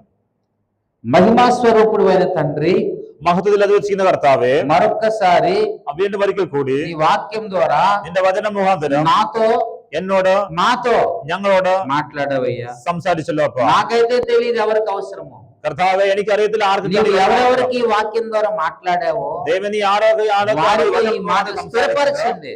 ആ വചനപ്രകാരം సత్య సంగతులు వారికి బోధించండి. ആ സത്യസുവിശേഷം അറിയ ఈ అంచె దినాల్లో జరుగుతున్న ఈ సంస్కరణలో ഈ അന്ത്യകാലത്ത് സംഭവിച്ചിരിക്കുന്ന ഓരോ ఈ సంగతులన్నీ ప్రత్యక్షపరచండి. അങ്ങയുടെ വ്യക്തമായ പദ്ധതി തന്റെ ജനത്തിന് జనులందరినీ ఆధ్యాత్మిక దీవించండి, భౌతికంగా దీవించండి. ആദ്യമായി ഭൗതികമായി ദൈവം തന്റെ ജനത്തെ അനുഗ്രഹിക്കണം. నిన్ను గూర్చి నువ్వు ప్రత్యక్షపరచు. കർത്താവ് അങ്ങേക്ക് ആദ്യമായി വെളിപ്പാടുകൾ തന്റെ ജനത്തിന് കൈമാറണം. ఈ వాక్యం నీరు కట్టమని ഈ വചനം ദൈവം അങ്ങ് యేసు నామమున ప్రార్థిస్తున్నాను. യേശുവിൻ നാമത്തിൽ ചോദിക്കുന്ന സ്വർഗീയ പിതാവേ. ఆమేన్. ആമേൻ. అందరికీ వందనాలు. సమయం ఇచ్చిన అధ్యక్షులు